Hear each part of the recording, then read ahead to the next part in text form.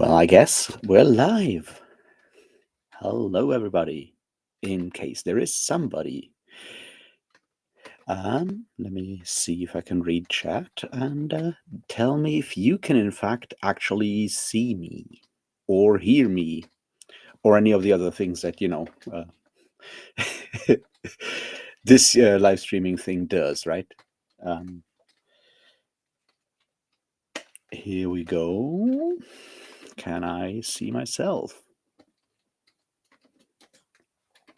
I sure hope so. Yeah, I can hear myself. That's a good start.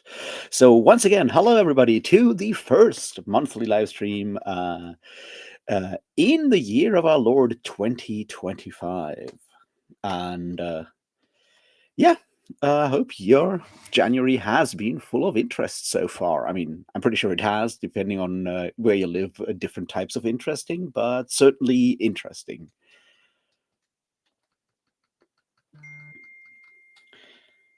Hey, Jeroen, how you doing this wonderful evening? Hey, Ori, how are you doing today? And hello, Ida, how are you doing? Yeah, I guess let's get this all started. Cheers, everybody.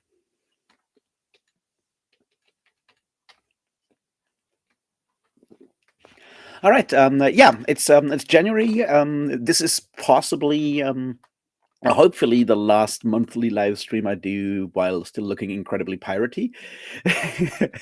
I do have an appointment with a what's it called? A surgeon for root removal on the 7th of February. So that's sort of like until then, we're still in pirate mode. After that, who knows?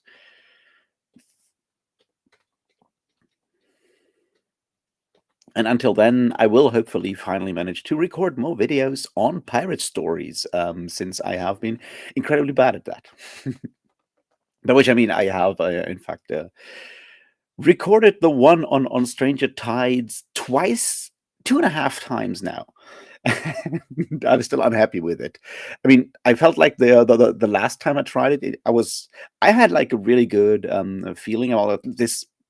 It felt like I was finally getting all the things into the video that I wanted to get into them, and then my neighbor started like a screaming match right below my balcony, so the whole thing was unusable after all, which sucks.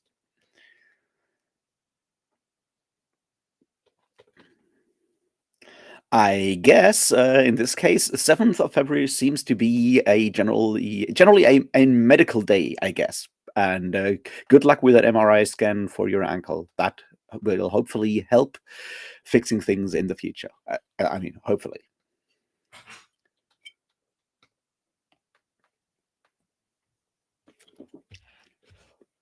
So, how have you guys been this month so far? What are you currently reading? What have you been reading recently? I started reading Red Plenty by Francis Spufford yesterday, and then I didn't actually continue because I was at a brewery tour yesterday, and those are obviously, the kind of thing that makes it hard to read complicated books afterwards.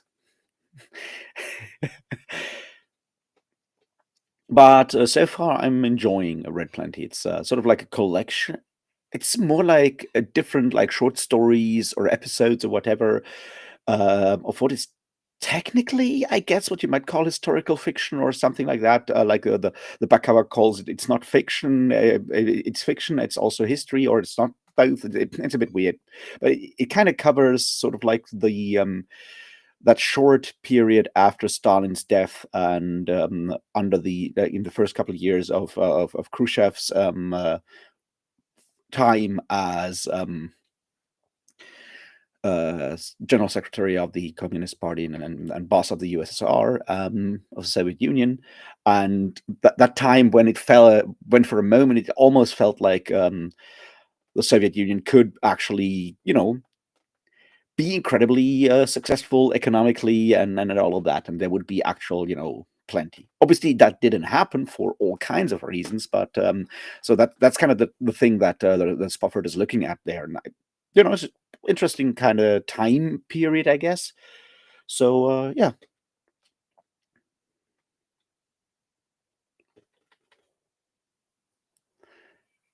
it is sort of half nonfiction, right? But I have only gotten through like the first three stories, I think, something like that.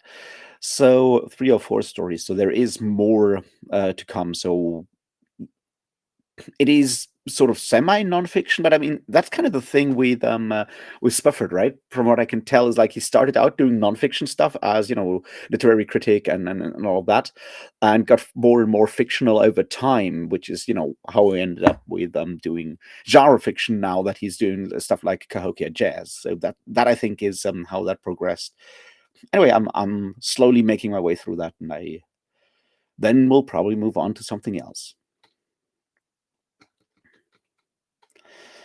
See, I've always wanted to read Ash. It doesn't exist in audio at all, so I haven't gotten to that. But I've heard a lot of good things about it by a lot of people. So I hope you're having fun with it so far, even though I guess it can take a while. I mean, it's from what I can, from what I've heard, it's not exactly the easiest book to read in general, right?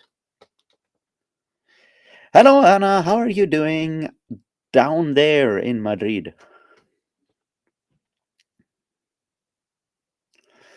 Oh, what's in that essential Peter S. Beagle collection, Jeroen?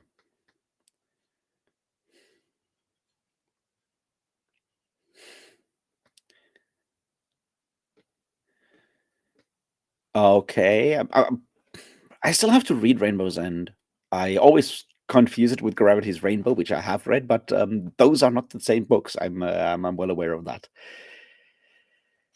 Yeah, they're like with Peter S. Beagle. I'm very happy that there's more Peter S. Beagle stuff coming now. That like they have finally decided to make more audiobooks. They did one obviously for what's it called? Fine and Private Place, and the Innkeeper's Song is getting one maybe on Thursday. I think it's been pushed back a couple of times, and I think currently it claims to be out on the 30th of January. So I'm going to read that as soon as I get to it.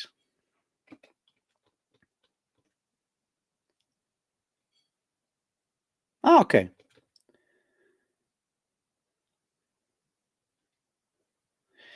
Ah, I've heard about that one. Someone recently mentioned it as well in a video. I don't remember who it was though. But yeah, um, I hope that one is fun. I mean, I've been reading a lot of nonfiction, like after I came out of the whole Mousemas thing, because after um, which are also full of piracy stuff because there's always pirates in these books. Anyway, I kind of went and read a lot of like nonfiction stuff. I read obviously the latest or last sort of nonfiction collection by Ursula Le Guin, and then I talked about I don't talk about it. And then before that I read a bunch of David Graeber, of course, and Roland Barthes, the collection mythologies, I guess, and some Italo Calvino nonfiction stuff as well. So I'm slowly finding my way into fiction again. Obviously, the big book that I read last week and that I really loved was Death of the Author by Nidio Corafor, which really good book. Highly recommend it. It's somewhat metafictional, but it's also incredibly clever, and it does a lot of things at the same time, and it's pretty impressive, I think, how it manages to succeed at all of these different things at the same time. It's certainly a book that doesn't make it easy for itself.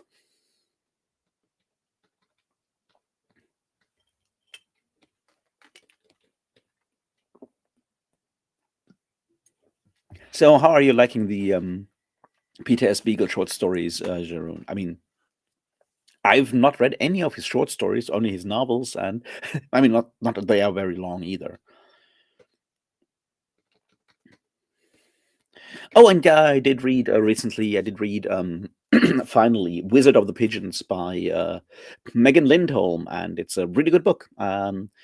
Reminded me a bit in some ways. It did remind me a bit of A Fine and Private Place by Peter S. Beagle. Now that about that, possibly because it's about people that have stepped outside of life, or like their previous life for whatever reasons, and it involves birds. So which aren't real, I know, but uh, so in that regard, I think it deals with similar things, which I guess makes sense. Like, I can certainly see how Megan Lindholm or Robin Hobb has been influenced by Peter S. Beagle, or not necessarily influenced by Peter S. Beagle, but deals with or writes about similar things, and has like sort of like similar interests to Peter S. Beagle. Obviously, I mean, I haven't looked into it whether Hobb or Lindholm has ever mentioned Beagle as an actual influence. I know that Pat Rothfuss has. I think like the latest sort of like new edition of The Last Unicorn has a foreword by Pat Rothfuss for once, and not Neil Gaiman, which nice, right? Hey, how you doing? And hello, Ben, and hello, Danielle. How are you doing? So yeah, that's kind of what I've been doing the last couple of days, weeks. And I hope to finally, get back to making like more videos in the next couple of days. I almost recorded a new version of the Stranger Tides video today, but then it started raining heavily, and that's not when you want to sit outside on the balcony. So I yeah, pushed that back, and then I thought about recording the video for Death of the Author, and then I didn't, because the new Well, There's a Problem podcast episode came out, and jokes about plane crashes are clearly more important than me recording videos, I guess. No, one of those videos will come out tomorrow, though.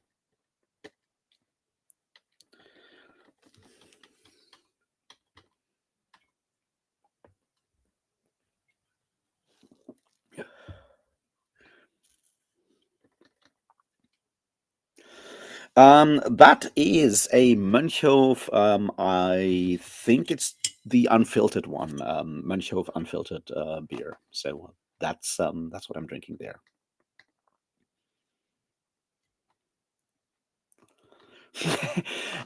Yeah, I mean, that's something I guess we all have to do at the moment, Daniel. I mean, uh, the sad part is, like, we'll have elections in Germany next month, in about exactly a month, like I think the 23rd of February.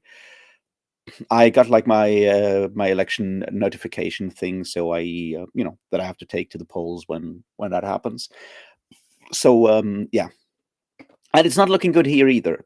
It's probably not as ridiculously insane as it is over in the US at the moment, simply because our how the German constitution and the German state is set up makes it harder for people in power to just go it on alone and just rule by decree, and just do insane shit easily. It doesn't work that quickly around here.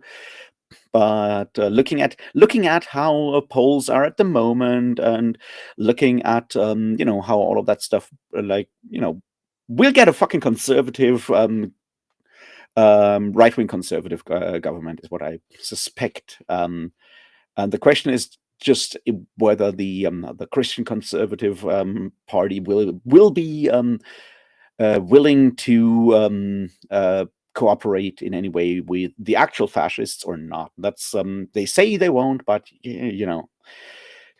I am not too confident on that score. So yeah, shit's fucked. Is how I would describe that. But yeah, certainly not exactly a nice time for anyone. At the moment, I guess.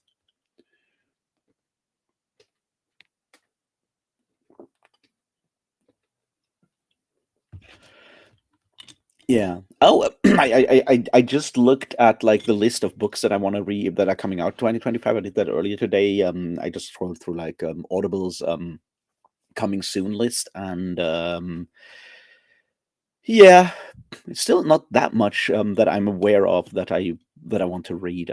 So I don't know. It feels like last year at this time I had like a longer list of stuff coming out. Where I'm like, wow, I'm excited for this. But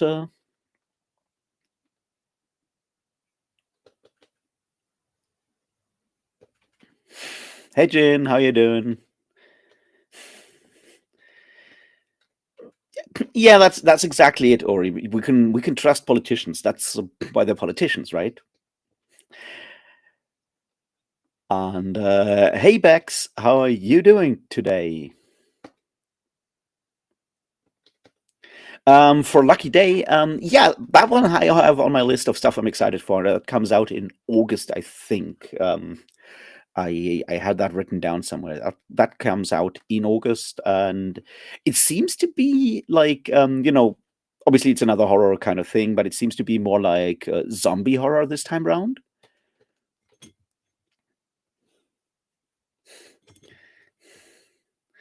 Bex, by sheer practice, I guess. Um, I think that's like the main way of how I'm doing this. Also, I think this one does not have too much what's it called? It's not too much not too gassy, so it's fine. It's depending on the beer that would be harder.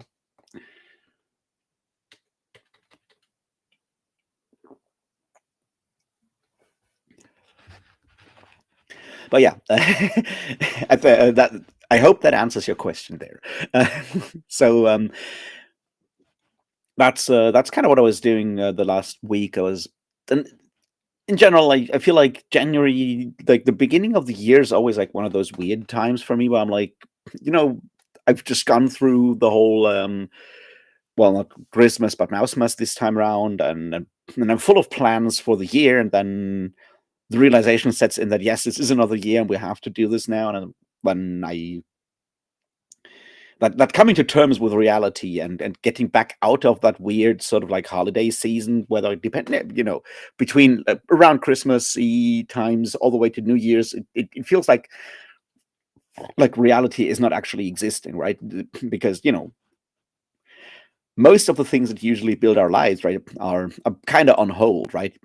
People are slowly, a lot of people outside of obviously retail are kind of taking a break. Some companies even closing down, all of that stuff. Uh, there's no very few new books coming out in that time. There's not a lot of like new music coming out. Everything is kind of on hold, and then it kind of all starts back up in like the first like second week of January, or sometimes like the third week or whatever.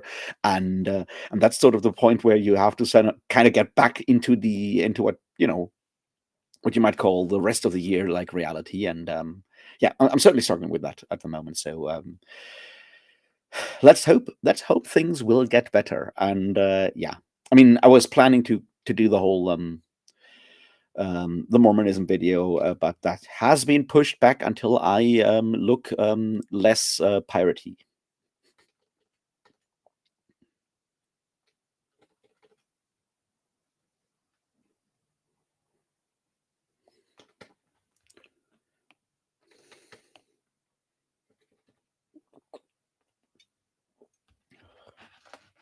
Oh, nice! I've never been to Sarajevo. I've been all over the Balkans, but I've never been to Bosnia. It's like the one place that I haven't been to yet.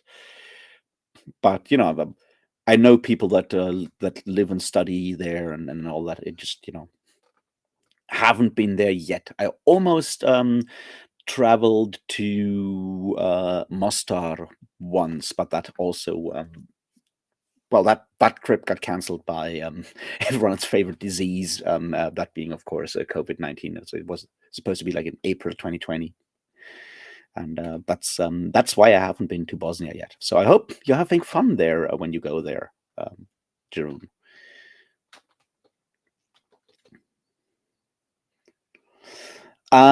Bex,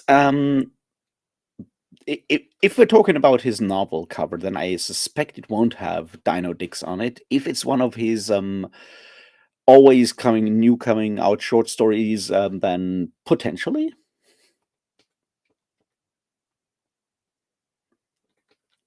Yeah, but I get that. Reality is really truly overrated. It does suck. Hello there, oh Demidrek. How are you doing today?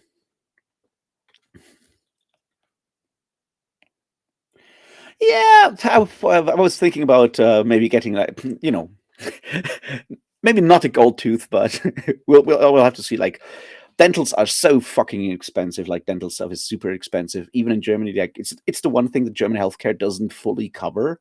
So it only covers part of it. So that's gonna be fun when I get like the letter from my health insurance telling me how much of this stuff I will have to pay by myself, which obviously can't afford, right? I mean, I am not capable of paying like 800 euros of dental work. That's just not happening. So I need to figure out how to get around that, set up some kind of payment plan or whatever. Which, yeah, sucks.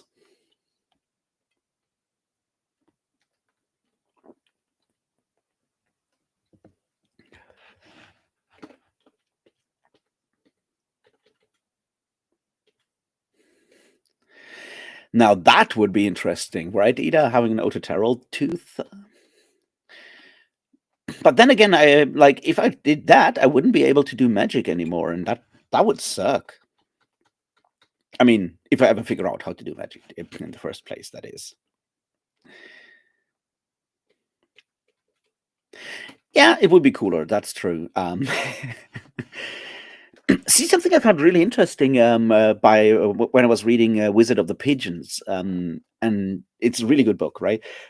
And this is one bit in there where one of the wizards talks about how it's something traumatic that makes people turns people into wizards, or allows them to sort of become magicians. And obviously, in this case, it's about Vietnam, which is kind of what the book obviously is a reaction to in a lot of ways. Um, and then I was like, that's really cool. It's the same thing that Brandon Sanderson later did in fucking Mistborn when he talks about how Mistborn or allomancers need to snap. I think he calls it snapping, right? Something like that. And it is trauma that helps them to do that. And I'm like, you know what? The idea is really good, but Sanderson, being Sanderson, is incapable of putting the kind of trauma, like meaning or discussion of trauma into it that someone like Megan Lindholm does with Wizard of the Pigeons, just by mentioning it once. That's how you can tell that some people are actually really good writers and some maybe not so much.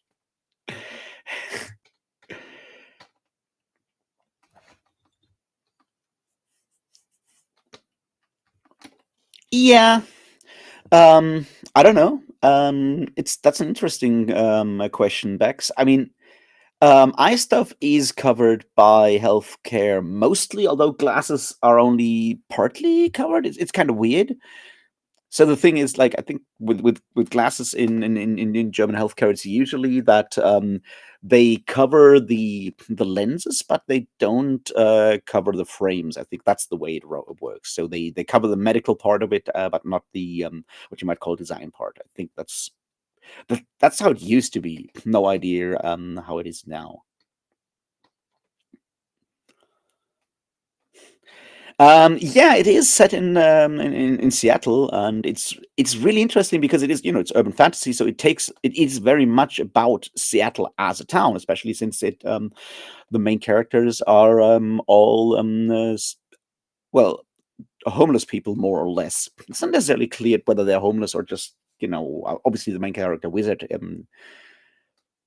does sleep in an abandoned building and stuff like that. But it's interesting because it does build around sort of like the atmosphere of like early 1980s Seattle. And I mentioned this like somewhere I think before. It's really funny. The main because Starbucks coffee comes up like on two separate occasions in the book when the main character is thinking about where to go and get coffee, and it comes up in like very very positive ways. Like, yeah, they have good coffee there, and I'm like, that's really really stupid, right? That's not what I think about when I think about Starbucks. But this was written in 1985 and is set in 1983. And that's when when there were like three Starbucks coffee shops in Seattle, and that's it. Just like the original three Starbucks shops, and obviously Starbucks coffee was something very very different back then, which is almost like a time capsule now to read a book from back then, and it's and something comes up that does absolutely like read incredibly differently now. Maybe I'm just like happy that it's something fairly innocuous where I'm like, yeah, this hasn't aged well, but actually it's not bad that it hasn't aged well in this regard because, there's it could be something much worse.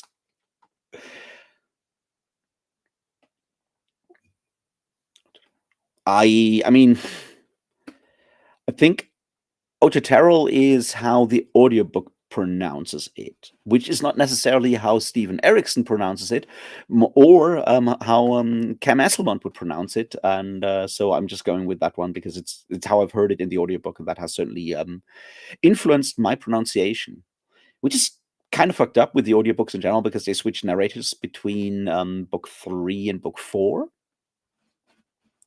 And Ralph Lister pronounces some things differently from Michael Page,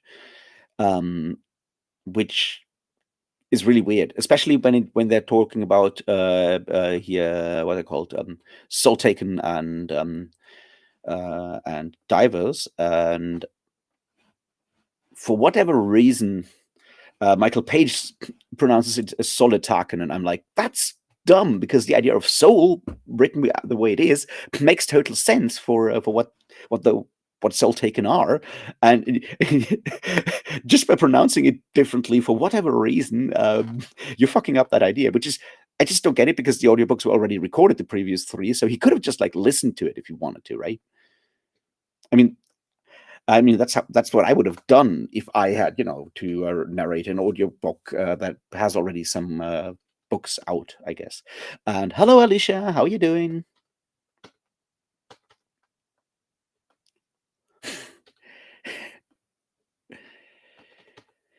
Alicia, I am reading Red Plenty by Francis Spufford at the moment, which is a book about that moment when it looked like the Soviet Union might actually be really cool and become really powerful.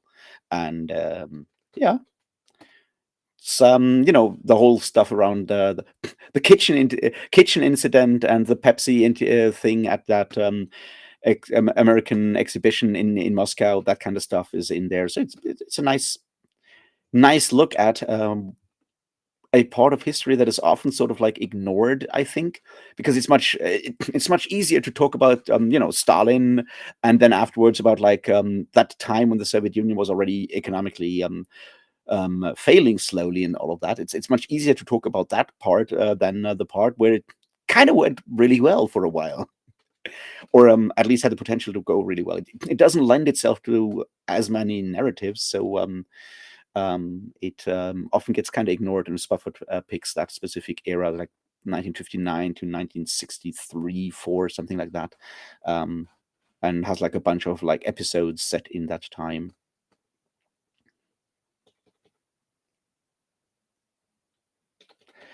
That is good.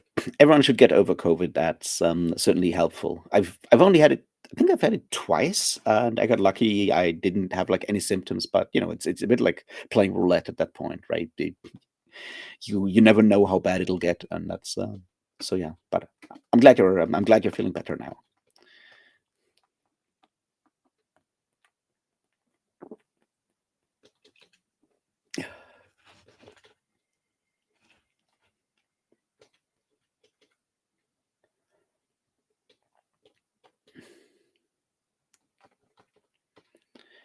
Oh yeah, right. You started rereading Memories of Ice this week. Yeah, you mentioned that. I remember that.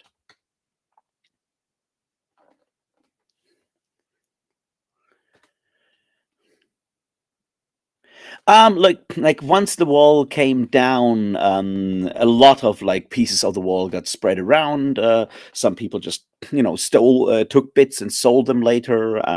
Some were given away to specific places. I mean, I don't know if your town maybe has a like a city partnership, something like that, and then that's how they ended up with a piece. But yeah, there have been a lot of them around everywhere. I mean, I've been to the bit of the wall that is still standing. It's yeah, it's impressive in what it's how it's sort of like separated a city in a lot of ways. It's an interesting thing with Berlin, right? You have those the way the way that that city was sort of like carved into two parts that are not allowed to touch in a lot of ways, and how you have like public transport, like the metro going from one part in West Germany, in West Berlin, to another part in West Berlin, but has to go through several stops in that are then like in East Berlin, so they just like drive through those stops and don't stop there, and it's metro stations basically, and it's whereas the tram lines were run by, I think that the tram lines were run by East Berlin, so they connected different parts of East Berlin on the tram lines, and the metro was run by West Berlin. So it's a super weird place, and it's certainly one of those experiences that makes reading The City and the City by China Miéville an interesting sort of experience, because it, obviously he goes for different things, but that experience of like having a city sort of like split between two countries that are not supposed to have like full on contact all the time is it's just like a really weird sort of like situation. Jack, yes, I do. In fact, I am certainly um, a friend of anarchists and an anarchism in general. It's certainly something I mean, not a big surprise there, I guess, for people that are that know me for a while. But I assume you're new here because I haven't seen your comment anywhere before. But yeah, yeah, I'm certainly somewhere out there on the sort of like on the Marxist spectrum, but also somewhere on the anarchist spectrum. I think those are not necessarily, uh, you know, mutually exclusive. So yeah, I do in fact like anarchists.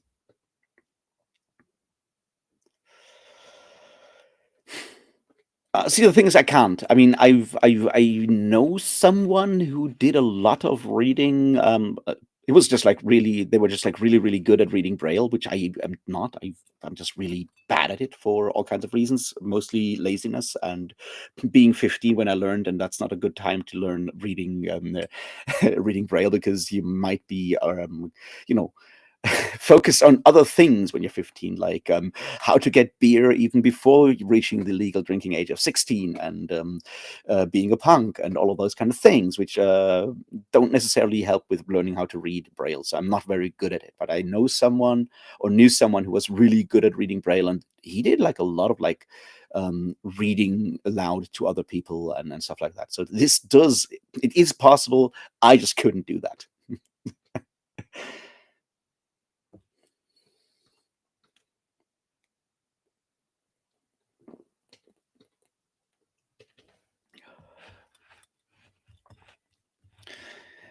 Is it? Interesting.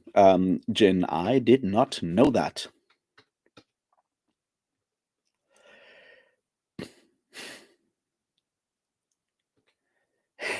Hey, Chantel. Yeah, that sounds like books that you have read before. I have never read any Steinbeck yet. I think it's more like I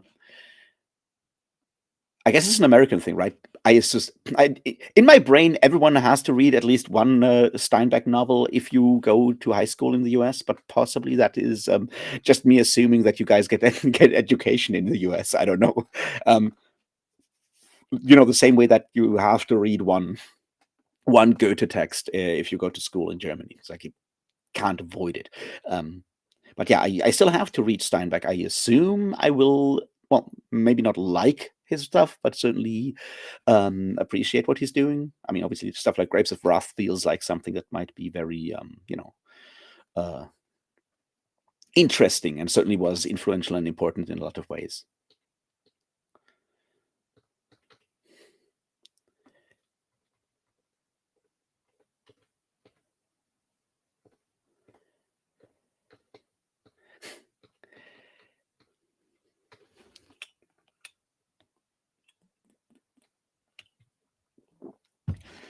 That sounds bad, Bex. But yeah, maybe also COVID could be. I mean, but it's also, it's winter, and winter is obviously the kind of the time where you do in fact get sick a lot.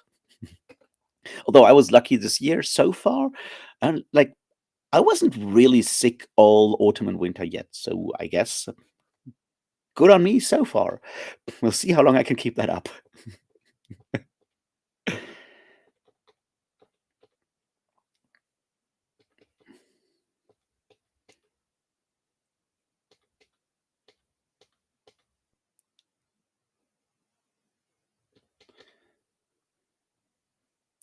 Hey, also, yeah, I mean, that's because your country believes in allowing people to own guns and drive cars before they learn how to hold their alcohol, which I don't know if that's the right way around, because I feel like learning how to deal with alcohol, or learning how to,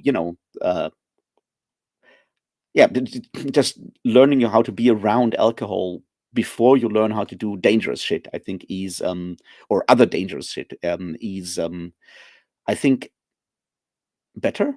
Like, whether it's you deciding that you don't want to drink or whatever, or going like, well, I can have like one beer and then then I should probably stop. And after one beer, I should obviously also not drive or do any other dangerous shit. Is, I think, probably the better way. But I'm not.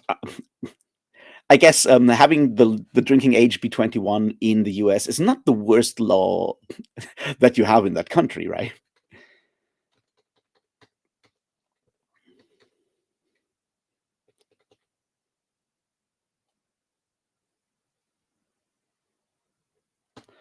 Ah, yeah, could be. I mean, I certainly haven't set like any blocks or anything for chat, so that would be YouTube deciding not to allow certain words. Jin, I have nothing to do with that. I know you can, technically you can have block, yeah, words you can have like a list of like blocked terms for your comment section and your live chat, but I haven't set any, so that is YouTube not wanting you to write things about your glorious leader.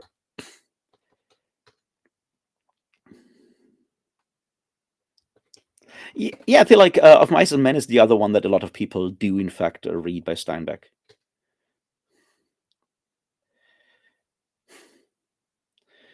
Nice. Anna, I have not read that or listened to it.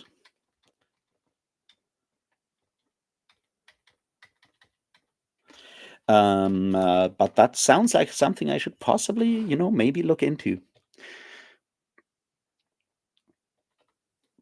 Yeah, yeah. I guess Of Mice and Men is probably the safer one to read in high school, because it doesn't, deal with the Great Depression, and you don't, or not in the same way that Grapes of Wrath does. So maybe that's deemed less provoking, I guess. I don't know.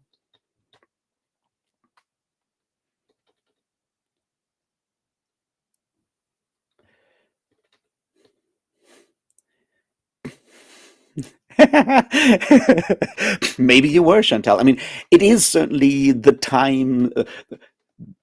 The last couple of weeks have probably not made people less politically defiant, I guess, is how I would put it carefully.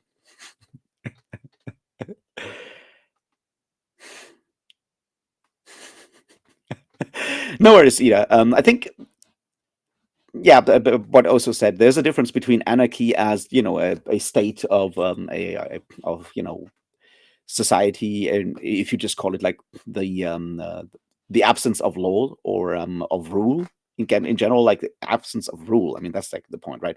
Because archy, the Greek term, just means, rule or like using power. That's like obviously a different thing from anarchist philosophy and anarchist thought, and ideas about mutual help and things like that, which are all really, really good. Let's just like be clear about this. The idea of mutual help is a very good one. I feel like everyone should agree with that, but maybe we're not.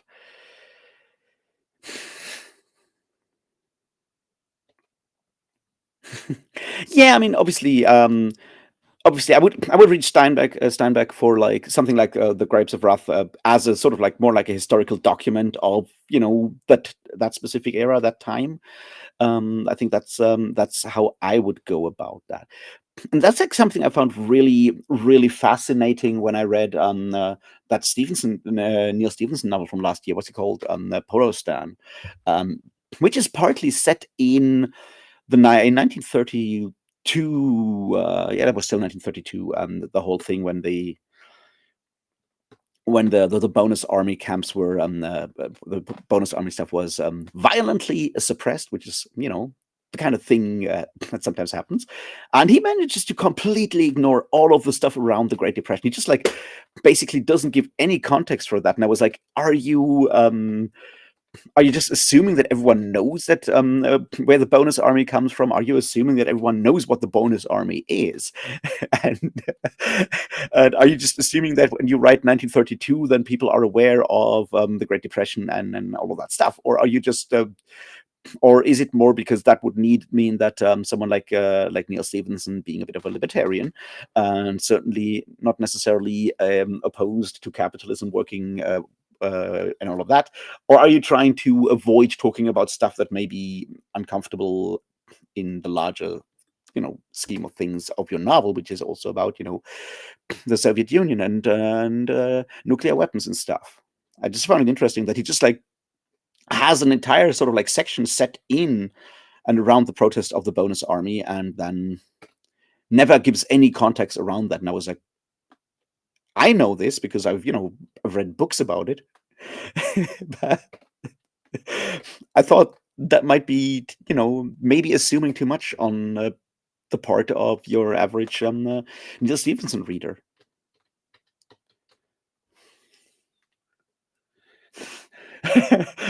Aren't they in Ireland? I don't know, biggest. You tell me. Is there mandatory drinking at? Although, I mean, when's drinking age? What's the legal drinking age in Ireland? Is it 16 or is it 18? I assume it's not 21.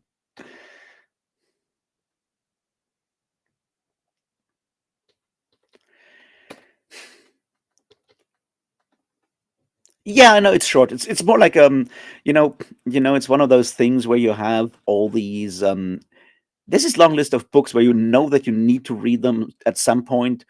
I mean, obviously, we're not talking about the so-called canon of Western literature or anything of the sorts, but they are, sort of part of that larger sphere of literature that has had such a huge impact on so many people that came afterwards, and so such a large impact that having read them is just like a really good thing.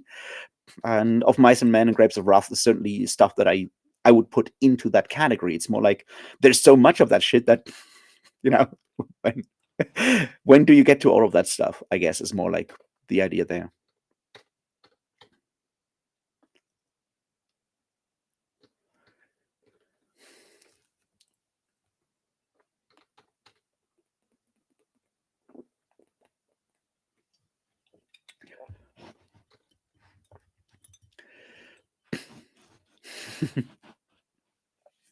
Well, I wish you luck, Jen. I certainly wish you luck with that.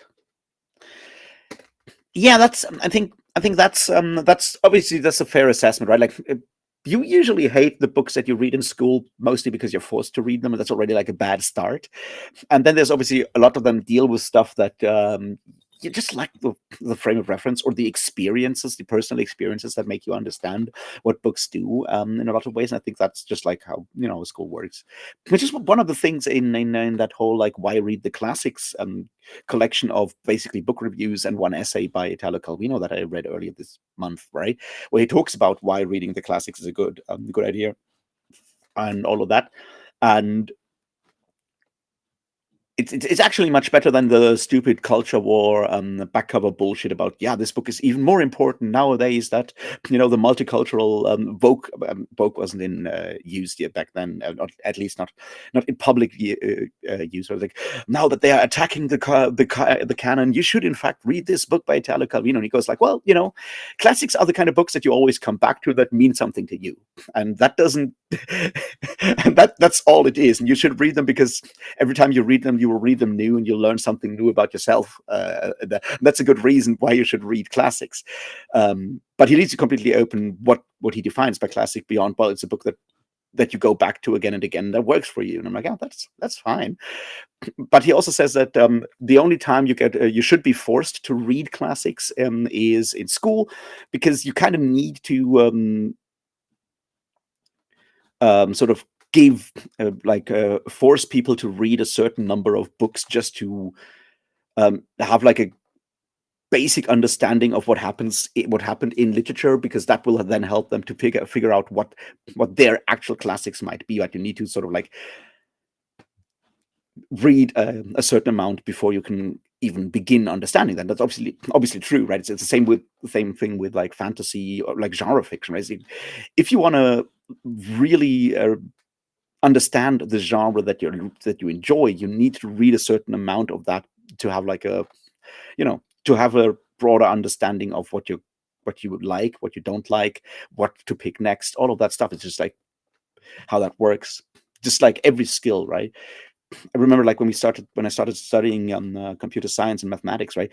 One of our math professors was like, well, there used to be that saying that to become a good mathematician, you need to basically um, write around 10,000 pages of of math equations. Just obviously not exactly, but it's like you need to do this much math before it actually works and clicks, and you finally figure out how to be a mathematician and not just try keeping up with mathematics, which I think he was also right on that one, right? It's certainly something I would agree with up to a point. And I remember like after like one semester, basically sometimes hitting that moment when you like finally figure out how you do actually do a mathematical proof, and you can start sort of actually thinking in those kind of ways. And I feel like with literature it kind of goes the same ways. Like you need to read a certain amount of stuff from different backgrounds and so forth to just have a broader understanding of how books work, and how to spot a well-written book from a not so well-written book, and how to define what you mean by well-written book. Because I didn't like this is not necessarily the best way of calling a book. Yeah, it's valid judgment, but it's not necessarily a statement that you can then use to explain to others why the book is good or bad. Which was fascinating. Like last week, I did look at some reviews for On Stranger Ties by Tim Powers on Goodreads, and a bunch of them go like, "Well, it's terribly written, and it's nothing much." Like one review is just like, "This is the most amateurishly written book I've ever read," and I'm like, "How do you define that? Could you please explain why this is amateurishly written?" I was like, and I'm not necessarily saying this is the best book ever or anything of the sort. Right? I think compared to some other Tim Powers books, it's actually not very good, but it's clearly not badly written. It's like in Tim Powers knows what he's doing. He may have forced himself into certain decisions that I don't think, or like later elements of the novel that I don't think are really good, and partly that's just like how he does stuff. But it's certainly, if you want to call it amateurishly written, you need to explain why that is, and no one does.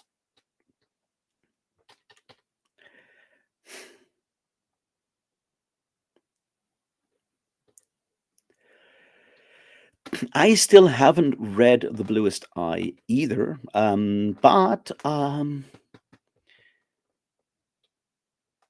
I read an essay, something in an academic book on, I think, literature, but I'm not quite sure, that that discussed the book in some length. It might have been something about postmodernism, possibly. I can't remember what it was right now. I think it was some of the research I did around the conspiracy fiction video that I still need to make. That might be one. That might be it. But yeah, that's what I know about the Blue Sky, which I haven't read yet.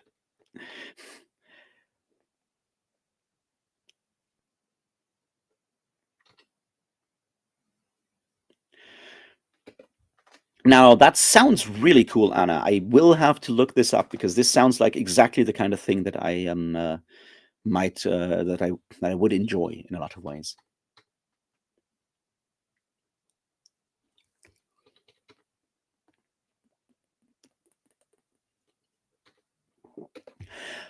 Yeah, I mean that's the point, right, JT? Um, it's very much that peer pressure exists in Germany as well. I mean,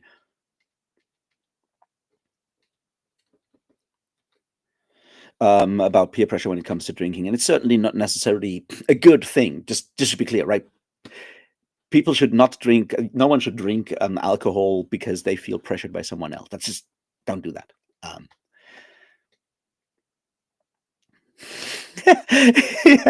yeah, that makes sense because like 5 seems appropriate.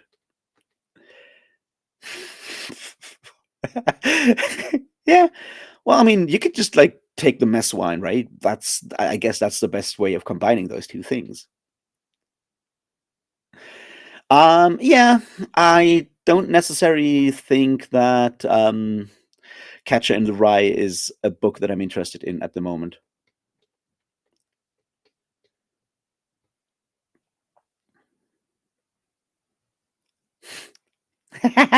Now that's a sneaky strategy right there. Although, I mean, I don't know if I would start people off with Lenin. I don't think that's a good idea.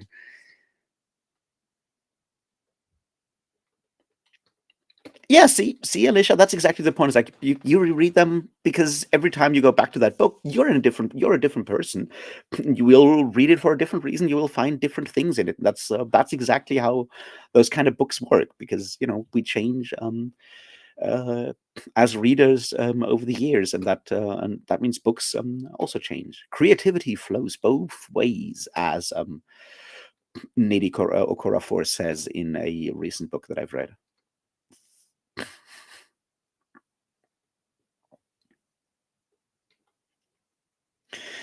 Yeah, I mean, obviously, you need to sort of generalize when it comes to education because otherwise, it's only the people that can afford like individual teaching, individual education are only those who can afford it will get that. But obviously, the way a lot of education systems are basically built into training people into more labor, um, potential labor, I guess, is not helping with how to actually help educate people or help people figure out how to educate themselves. I mean, that's at the end of the day, that's sort of like the main thing I always feel about education, especially high school and then university, is giving people the tools to then so they can then go and educate themselves. It's like one of the things I realized, like studying at university in particular is a skill in itself, and it takes like, I guess,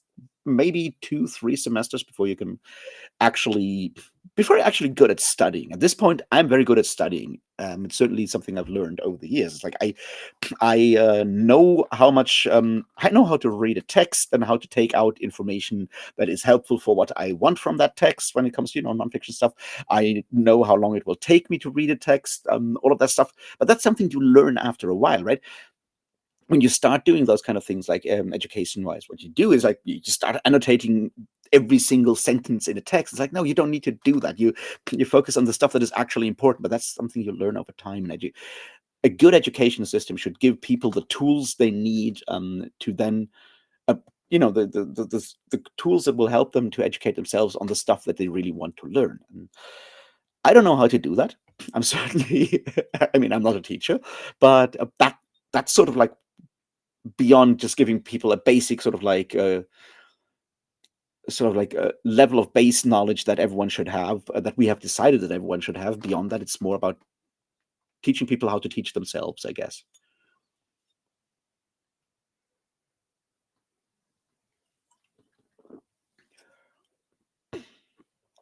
Yes, specs. They definitely do change. I mean, both in that every time you read a book, or the further removed from a book you are, you will take different things from that book, but also that we obviously have like more classics because there's more books written, and I don't there's obviously always these kind of definitions and stuff. We used to have that. Interestingly enough, we did have like one of our movie theaters here in town used to have what they called the classic sneak. It's like a sneak preview, but it was like a classic movie. It was cheap, you didn't know what you get, and you got some classics. And they defined classics as movies that were older than 25 years. So from year to year, more stuff, newer movies became part of that pool in that definition of classic. It was really cool. I got to see the first Mad Max movie in a theater, which, pretty neat. Also stuff like Dirty Harry and some really, really early what's his face, Marlon Brando movies. So yeah, great times, certainly.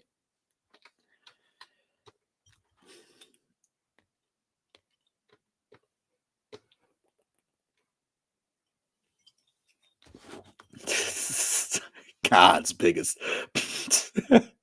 That is bad, even for you. Holy shit. Yeah, I can see the Hunger Games getting that treatment. I don't know if I guess Harry Potter probably as well. I don't know.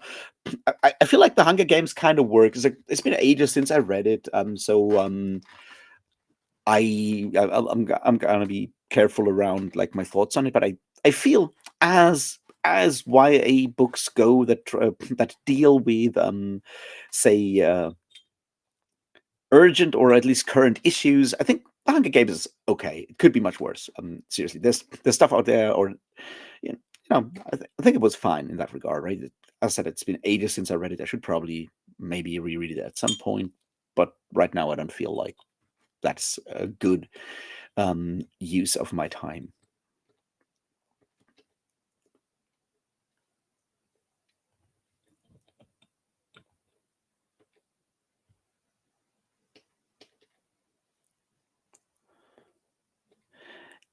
Yeah, exactly. Of course, the way we evaluate stuff obviously changed, right? Yeah, say, I mean, obviously, the prime example is always like Huckleberry Finn by Mark Twain, which is definitely a classic and so forth. But yeah, um, the use of language in that book certainly has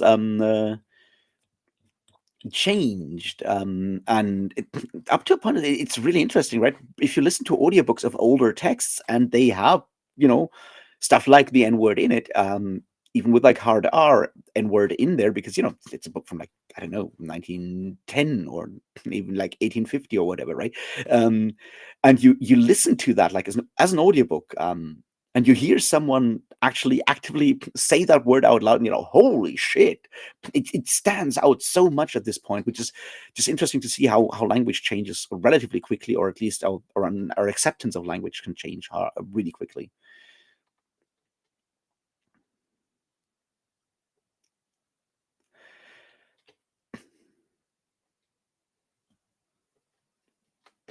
I feel like smoking is not that much of an escape thing in Germany anymore. I mean, obviously people smoke and all that. Don't get me wrong, but it's so expensive, and I don't think it does have like the coolness factor it did like in the 50s or 60s or whatever. So yeah, but drinking is just so deeply ingrained in German culture in a lot of ways. Right? Like, casual drinking is just something that happens here a lot. Like people like during like work, right, going for lunch break and having a beer on lunch break before they go back to work is just like absolutely normal for a lot of people. And even if those jobs involve heavy machinery and stuff like that, it's like, okay, maybe that's semi smart, but yeah. But then again, if you go say to the Balkans, and I've been to Serbia and Croatia and North Macedonia and Bulgaria, and their smoking is just so much more prevalent and so much more sort of part of the culture in a lot of ways. So that's something.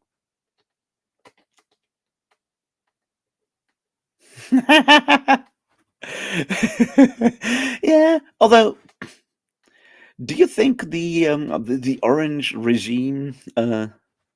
Maybe it's good that we already had an orange revolution, so we don't have to call the thing in the U.S. that. Um, no, in all seriousness, I mean, as long as American companies get to sell cigarettes and alcohol, I guess it's going to be fine. Although at that point, Canada would also be America, right?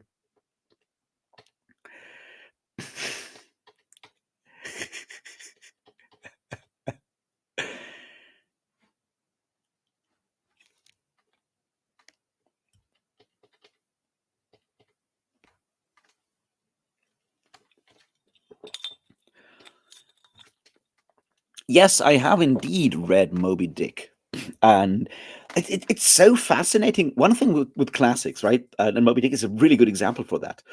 Is that we have started turning turning classics into children's books. There's a weird like classic to children's book or a scene as children's literature pipeline some out there. And case in point, like a lot of like Charles Dickens novels are obviously now obviously yeah. I mean, you have stuff like Oliver Twist. But has like a child protagonist, so it kind of makes sense. But that's seen as a children's story these days, which it's not necessarily what Dickens wrote it for, because that's not necessarily the time where people were writing dedicated children's books. And Moby Dick is another one that does that. That Moby Dick is often, seen as a children's book these days in Germany at least, or marketed towards children, which is I had like a German language version of Moby Dick that was obviously also abridged, heavily abridged. I found out when I then read it as an adult for the first time in English, but that's like weird because you read Moby Dick and that is not necessarily that's not a book that deals with like the kind of topics and themes that children are often interested in, beyond of course sailing ships, which are cool. Don't get me wrong, but yeah. And yes, I have read Moby Dick several times, and it is an excellent book. It's just like the way it is built, the way you have all these different sort of like stylistic choices to stuff that is written with stage directions, and everyone is suddenly singing, and then you have like um, encyclopedia entries and stuff. And it's the way Melville is basically experimenting with form is something, for example, that I found really interesting. Kind of almost prefigures a lot of like what you might call modernist literature in some ways. And really good book, also really dark, and possibly also kind of gay. I mean, as I said, really good book. No, it's a really good book.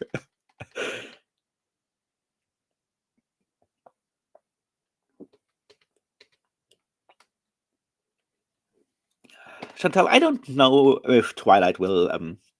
I feel like The Hunger Games is the kind of book where everyone has accepted that it's vaguely critical of social media, of media in general, which is always something that allows us to sort of like call something a classic because it has at least pretensions at dealing with themes, and neither Twilight nor Harry Potter do have that, as far as I'm aware of. Like, I mean, I haven't read them, but or not as clearly on the surface as The Hunger Games does.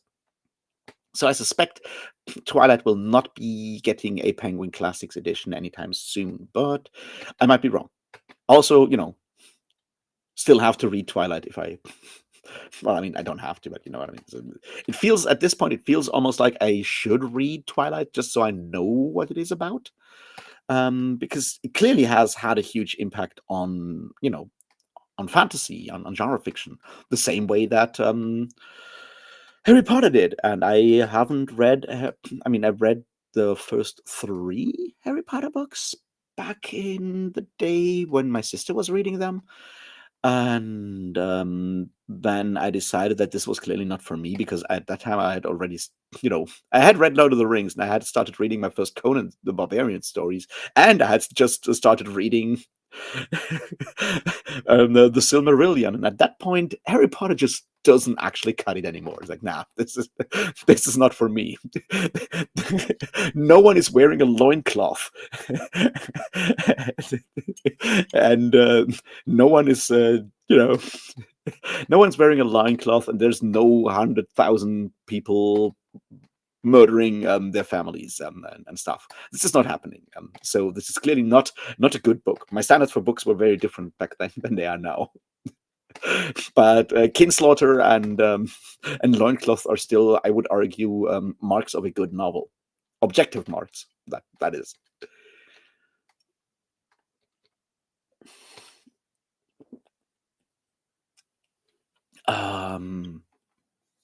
I don't know. Edward. Edward's the name. Also, I just had to figure out what his name is as well. But yeah, I don't know. Um, in general, I always would go Team Jacob, though. Yes, because it's cooler if you can constantly tear off your shirt than if you just have to run around. Vampires are just not very cool. I think that's like the main thing. Vampires are not very cool.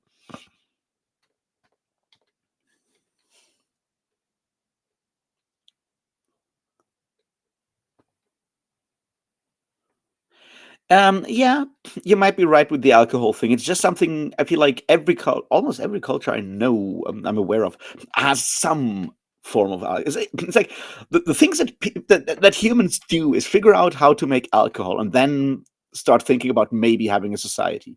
But alcohol usually comes first. and, I mean, obviously, because you have like fermentation just happening naturally, and once you figure out how to kind of control fermentation, it is a very good way of making water drinkable and other stuff more durable. So it kind of makes sense. And yeah, tobacco. I feel like tobacco is obviously, it's an indigenous thing, so it took longer to arrive in what you might call continental Europe and places that are uh, sort of dominated culturally by continental Europe. Technically, I guess weed was definitely available before then, but it's also never made it this far. Like it took a while for that kind of narcotic to make it to continental Europe. So smoking is, pipeweed has not arrived here early enough to become essential part of like our culture, I guess.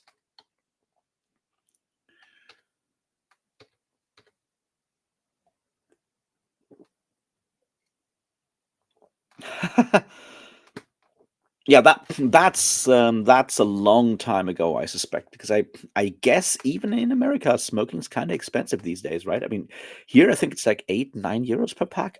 I wouldn't know. I don't usually buy cigarettes because I don't smoke. The only pack of cigarettes I ever bought was a pack of French Gitan, which I wanted to use as a prop for a video, and that was 8 something at the time.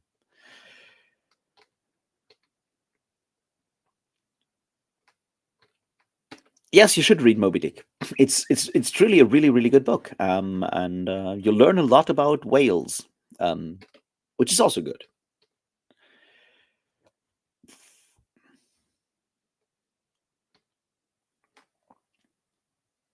Yeah, okay. I mean,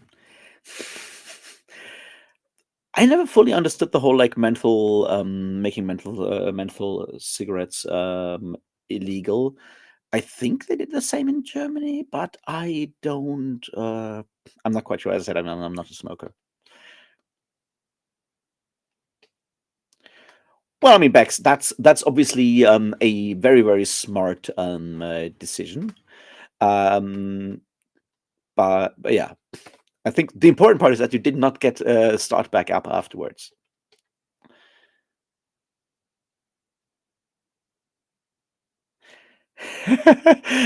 Well, also, does that Canadian blue checkmark guy still have a blue checkmark after tweeting back "fuck you"? Because I've heard that it's very easy to lose that checkmark if you piss off the Musk.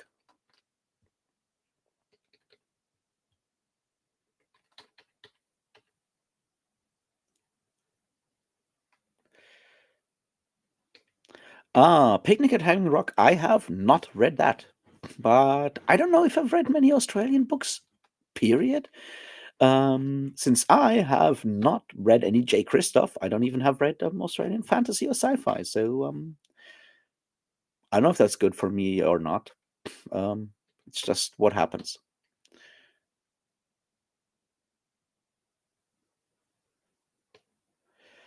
Yeah, yeah, H.G. Wells definitely. That's one thing. Like, in that "Words on My Matter" collection by Ursula Le Guin that I just read last week, right? One thing that is interesting is that there's like a lot of reviews of Le Guin's of collections of H.G. Wells' stories, forward to like an H.G. Wells short story collection that she edited herself and stuff like that. And Le Guin loved H.G. Wells, is what I've learned. Um, I mean, the eugenics thing is genuinely in a lot of stuff at that time, right? Like last year, was it already? No, it was already 2 years ago. I read The Yellow Wallpaper and Herland and another story by, well, the one that wrote The Yellow Wallpaper, that whose name has just escaped me for a second,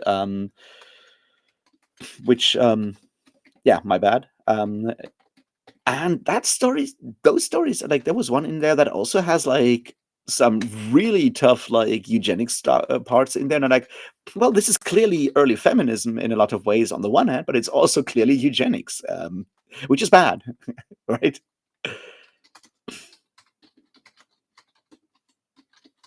And it's found it interesting because it's in.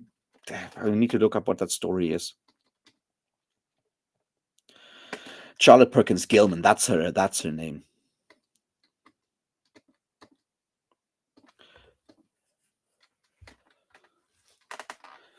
Ah, right. The Crux was the one that I was looking for by Charlotte Perkins Gilman, which is about these women moving further west and starting like a boarding house and stuff like that. And one of the women moving there has starts having a falls in love with a dude who has syphilis, and then it's heavily discussed how she should not marry him because clearly he has syphilis, and that would ruin the race. And it uses those kind of terminology. It's like that's an interesting thing. But yeah, eugenics was progressive at the time. It's like, I last year read the what's it called, the Palo Alto book by Malcolm Harris, right?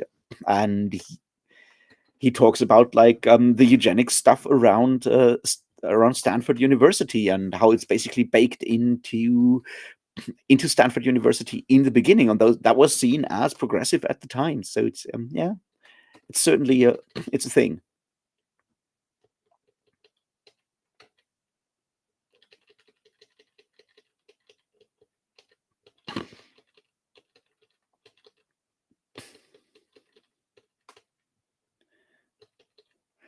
All right, I'm trying to.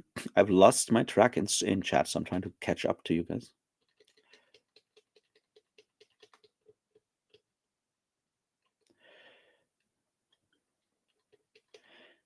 Yeah, I know. I know that Stephanie Meyer is Mormon. I'm aware of that. And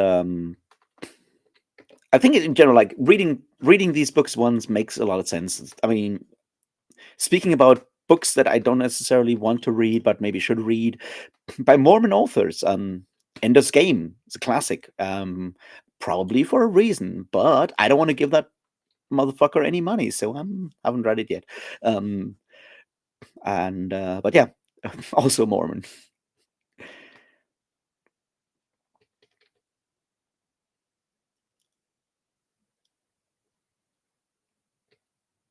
You might be right. They are sort of obviously more consumer trends, but that's like the thing, right? That's something you can always only tell afterwards, because a book can be popular and then have a lasting impact or lasting uh yeah, impact over the decades afterwards. And if everyone who read Harry Potter as a child or like the people that read Harry Potter as a child become writers themselves, then they will put their experience of Harry Potter into their writings, consciously or subconsciously, and the same goes for Twilight. So they probably had a lot of impact on genre fiction in one way or another, right? There's a lot of, obviously there was a lot of like urban fantasy romance, supernatural romance stuff. It's still very popular, and Twilight kind of falls into that, or kicked off that hype, or certainly made it bigger at the time. And you get something like Lev Grossman's The Magicians, only as a response to Harry Potter, which yeah, I guess that that does that's an impact that is worth thinking about, at least.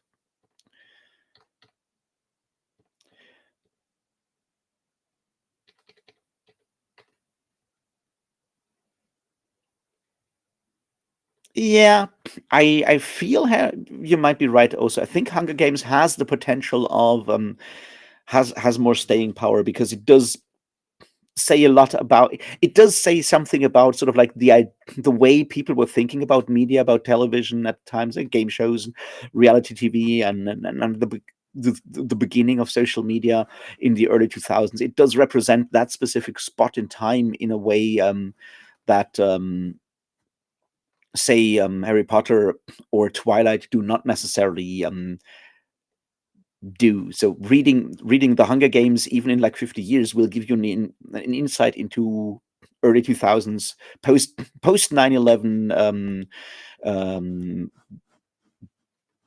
Western you know mindsets, I guess, in a lot of ways, or experience of being Anglo-American in post 9/11 times, I guess, and that makes it sort of like an interesting document in itself.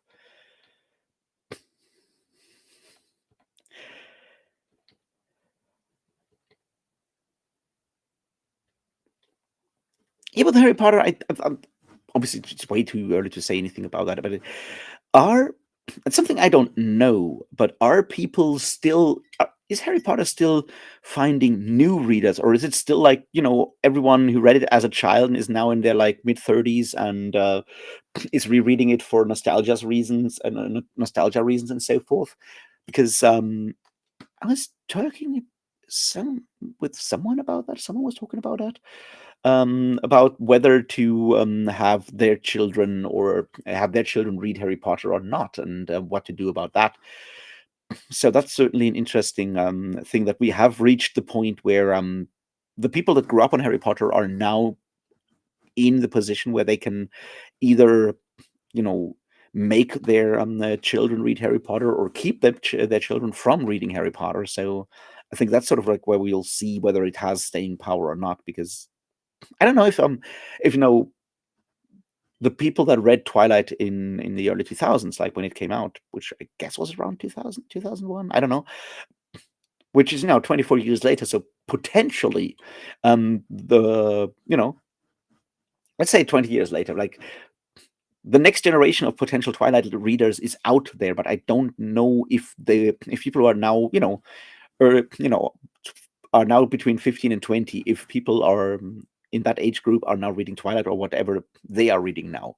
The same way that I not necessarily know if people who are 7, 8 are now reading Harry Potter or not. But obviously, parents of 7 or 8 year olds have much more power over what their children are reading than the parents of 15 or of teenagers. So I guess that's just something I guess we'll have to figure out.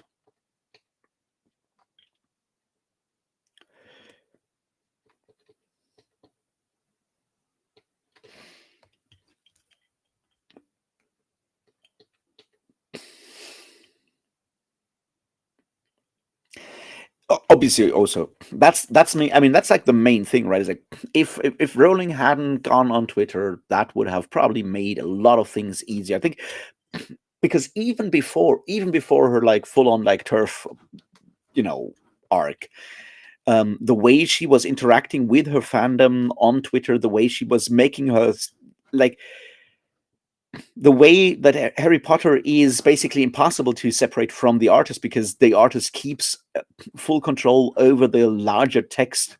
And when I say text now, I mean like the larger Harry Potter mega text, right? Like the movies, the books, fandom, all of that stuff. The way Rowling keeps control of that and shapes that over time makes it so difficult to do anything about it. And she did that, the whole like maybe Dumbledore was gay, and maybe what's her name, Hermione is actually was actually black, and all of that stuff. Like the retro actively interact changing stuff, and all of that, right?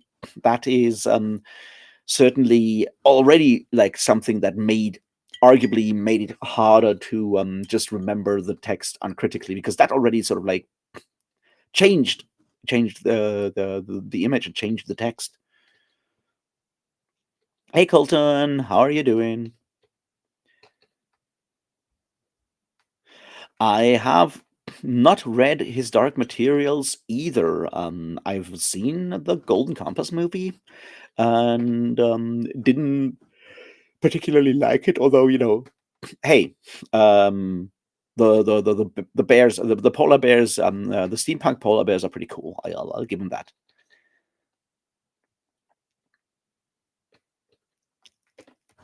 Yeah, definitely. Whaling was part of what led to part of the oil industry. That clearly a thing.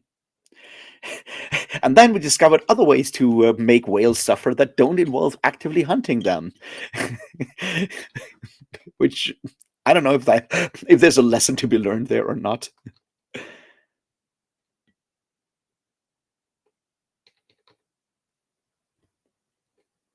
The Last Continent is, of course, Australian fantasy, but it's written by a British dude. But it's a really funny book.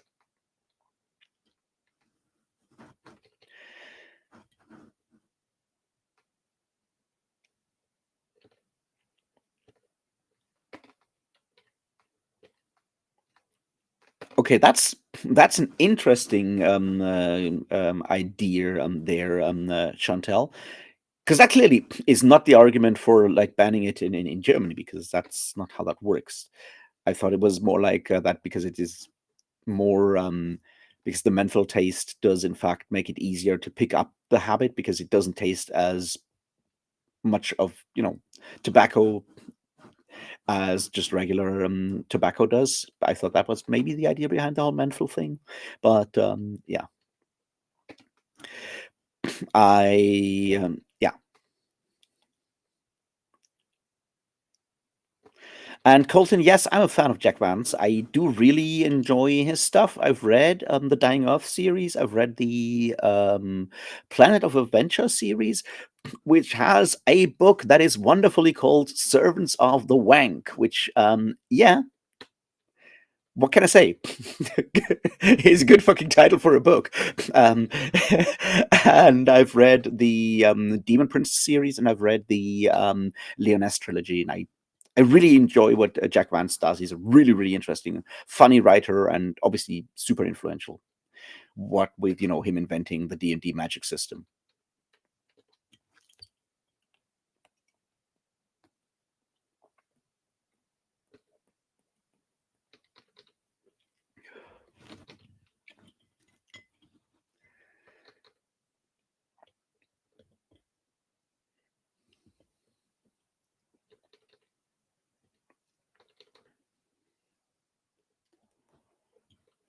I haven't read Wild Seed yet. I said like the thing in Charlotte Perkins Gilman's of the Crux is just really weird, because you read it today and you're like, holy shit, this is bad.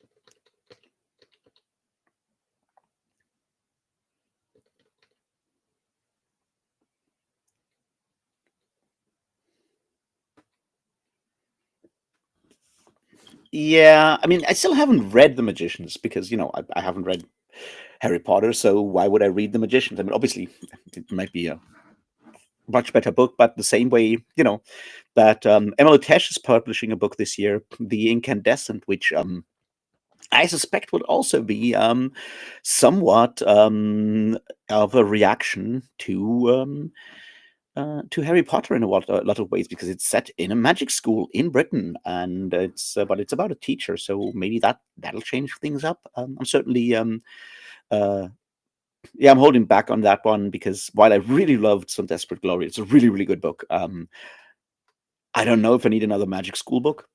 Just doesn't appeal to me much, I guess.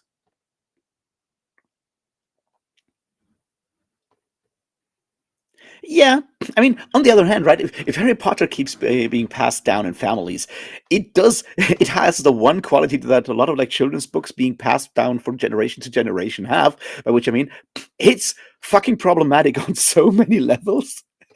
Which a lot of these books that your grandparents have read and tell you, and then your parents have read it, and then you read it, and it's like, but you're a child, so you don't necessarily question all of the bad stuff, and suddenly as an adult you go back to this and like, holy shit, what did I read as a kid there? Like in Germany, that's obviously the Karl May stuff, where with like the both the stuff set in the Near East, and the stuff set in the American West are both problematic in their own ways. But yeah, that's I guess in that regard, Harry Potter is destined to become that kind of book.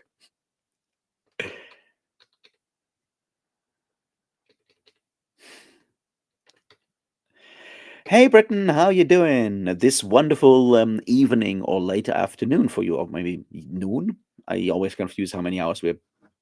I mean, which is stupid, because like on Monday when I was on your podcast thing, I had to figure it out. Nice. Which one did you record, Britton? Well, I think we should all read our children, if we have them, we should read them more Redwall books, because they have pirate rats, also pirates, right? Which is really cool.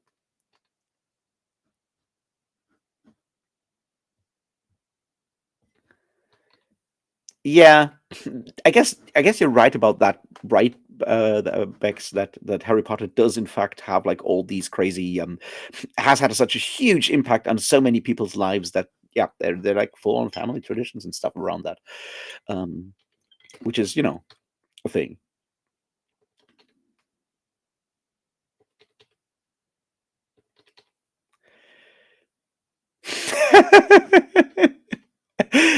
Yeah, but that's biggest because you are a bastard.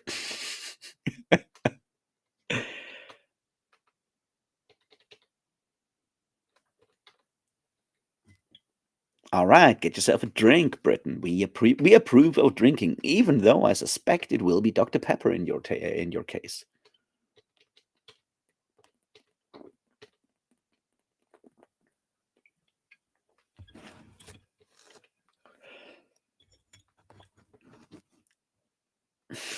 Yes, Servants of the Wank. Wonderful story.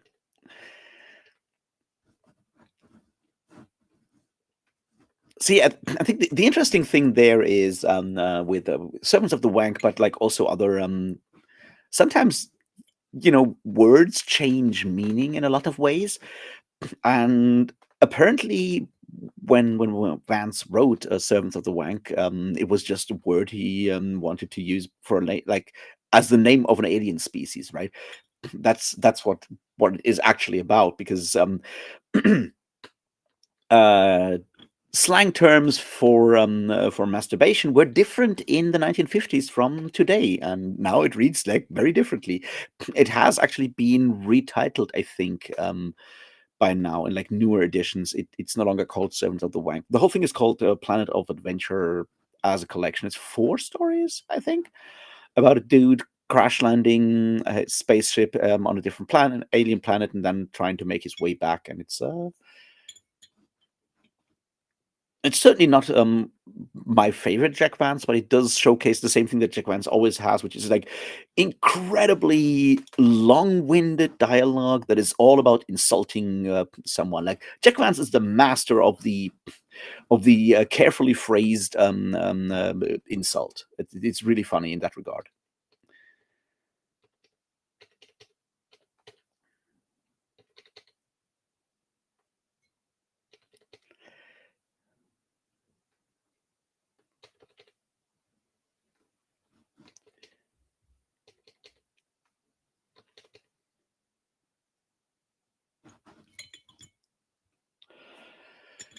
Look, you can always bash Christianity and make good story out of it. That's but then again, you can do that with just about anything, and that's, I feel like, the important part. What I think makes bashing Christianity good bashing is if the author doing that actually knows what they're talking about. And that's, I think, is the main thing, right? It's like you need to have an understanding of the subject that goes beyond just, dude nailed to a tree bad. That's not like a very helpful criticism, or any form of you know dealing with the Christianity, that goes beyond, what you can do on Reddit, or could do on Reddit or YouTube in like the early 2000s, or around 2010, right? But that's not like meaningful. And I mean, taking Blake and so forth does sound like it might be better, but as I said, like, I haven't read Philip Pullman yet. I probably should.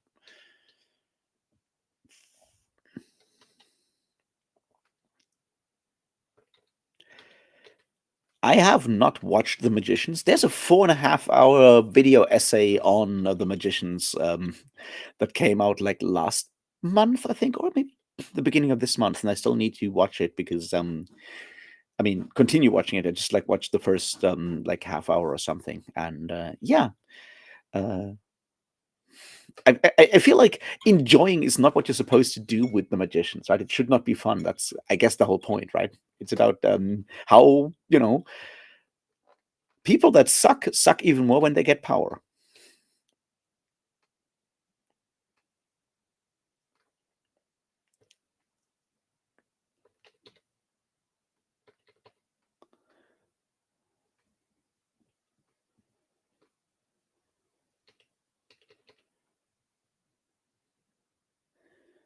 Nice. That sounds good, Britton. I'm looking forward to watching that whenever you actually upload it, which probably, I don't know how far in advance you record those, but like a week, I suspect, right?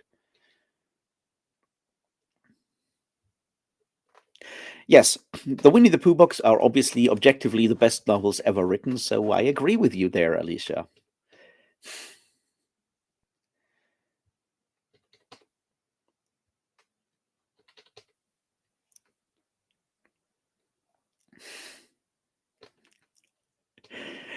Well, Colton, I really hope you enjoyed those Red Ball videos. I certainly enjoyed reading those books, and a lot of them are actually free on Audible, which is, really nice. And gods, Brian Jakes is such a wonderfully British narrator. It's amazing. He has the theatrical English accent, British accent, which is just like super fun.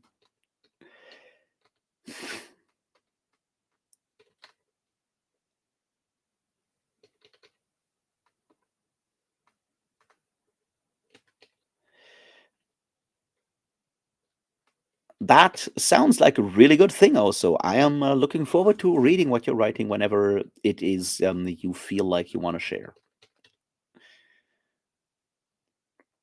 I feel like autocorrect hates everyone. On the other hand, if I were an autocorrect algorithm, I would probably also hate everyone because you constantly need to read what people are typing.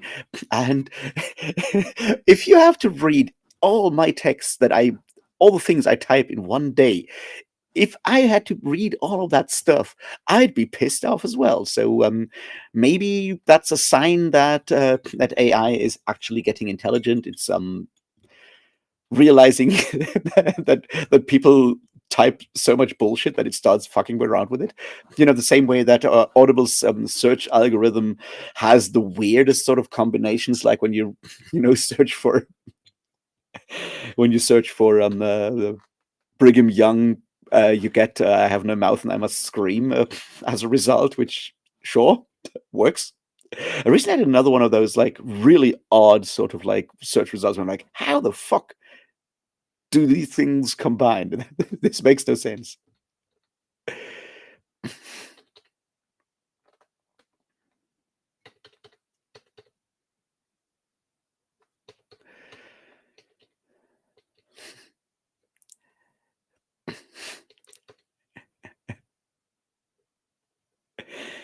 Um, there is that Britain. It is an inherently a funny word compared to other terms for masturbation. I think wanking is certainly one of the funnier ones.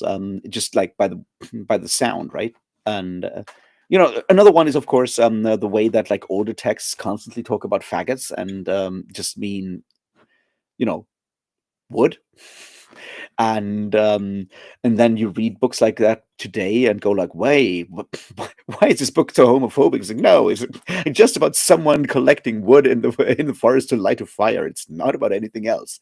And when they're talking about burning faggots, they mean in fact just burning fallen down wood, which is something that you can't write anymore today. Like you couldn't. But yeah, I feel like wanking is definitely the better one in that regard. Talking about stuff that dates a book the same way that having just like the one good Starbucks in Seattle in your book dates it in a way.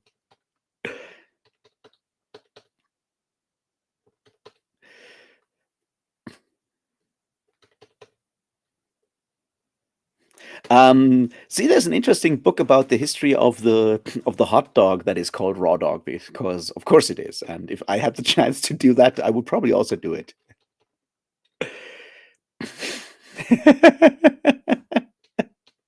I don't think you just scared anyone off Britain. I think we're far past that point.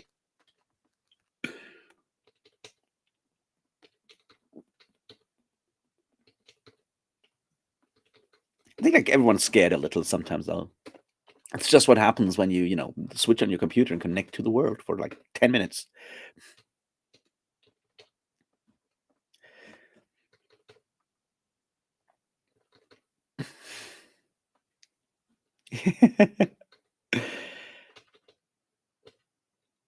Wow, I have actually caught up to the chat. Wow. Speaking of the whole like terminology thing, right? I was just listening to the well, I was listening to there's a problem as well, but like to the current like Behind the Bastards podcasts episodes on Oprah Winfrey, and they have the wonderful part of around learning different youth slang for different sexual activities section. They use that clip where Oprah learns about different terminology from supposedly what people in the early 2000s or late 90s were teenagers were using as a different slang for different sex practices. And it's just so interesting because it's apparently terminology that no one used. Obviously, I wouldn't know what English language uh, slang was used at the time because I was not discussing sex on the internet at that point with teenagers, so I wouldn't know. But it's just like really funny to have like a journalist explain all these supposedly important terminologies and to Oprah. It's just like inherently comical in a lot of ways, up to the point where you realize that then has like a massive effect because suddenly your parents, everyone's parents, thought that their kids were doing rainbow parties, which is something I just learned about today. Which now I know.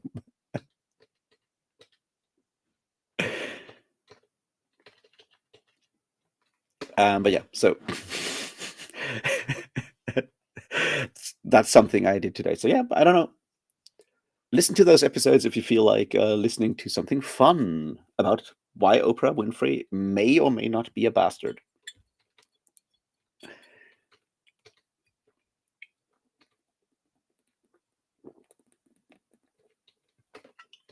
I'm sorry to hear that, Bex. I mean, if your fever has broken, that at least, I mean, is a good sign that things may hopefully get better very soon. At least I very much hope so.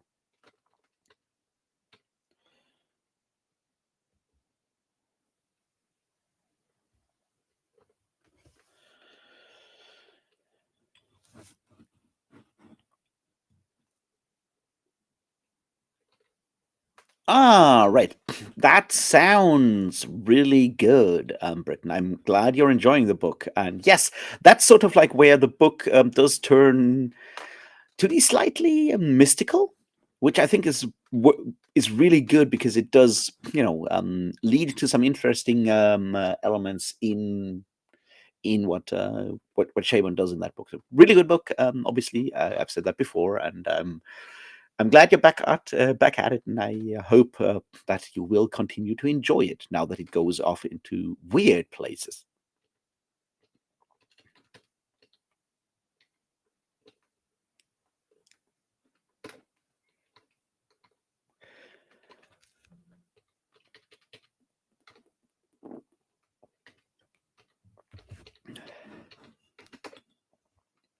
Oh man, I just random thing, and we don't have to talk about the Neil Gaiman stuff anymore or whatever. But I got recommended a video today that is like looking for fantasy that is not Neil Gaiman, not by Neil Gaiman. I'm like, the fuck? Why do people even class him as a fantasy writer to begin with? I would never I was like, that's not fantasy. It's like it's weird shit, all right, right? But it's not necessarily what I would call fantasy. And if all you've ever read as fantasy was Neil Gaiman, then I feel your problems are bigger than just not wanting to read any Neil Gaiman anymore.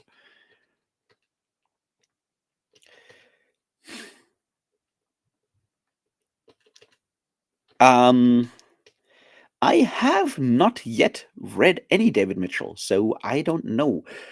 I bought Cloud Atlas when the movie came out, and then never got around to it. And I know I should read David Mitchell. I'm aware that I will probably love it. I love his stuff. There's that one book that I've always wanted to try by his that I always keep forgetting the name of, which is the one that is about this fictional rock band in the 60s or 70s that I think sounds like something I might really enjoy. But yeah, so no favorite book by David Mitchell yet. Maybe this is something that will change in 2025 if I start reading some David Mitchell. Who knows? Well, Chantal, in this case, cheers, and I hope it's a good wine.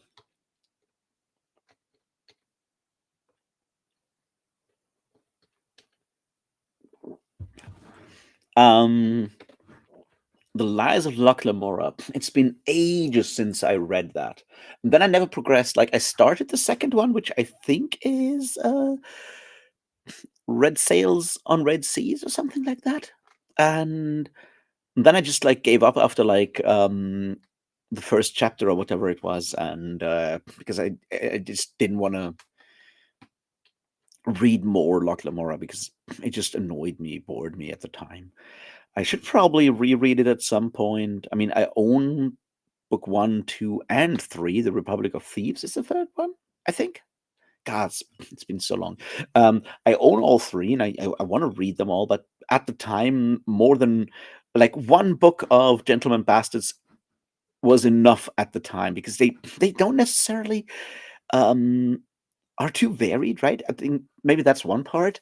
The next thing that I found interesting back then, and it's just like fascinating to me, is like there is no internal dialogue anywhere. We have like all we get is what people talk to each other there. It's written like a movie, like watching a movie in that regard. You don't have like any sort of internal life of any of the characters. You know nothing about what they believe, think, and so forth beyond the stuff that they're telling, and that makes for a really exhausting reading experience, at least to me.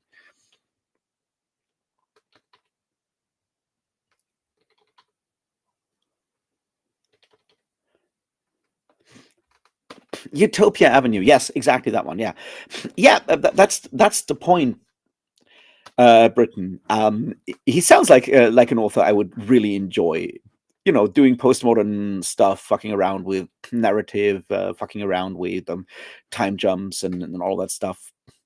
Yeah, definitely something I would love. It's more like having to find the time to read it.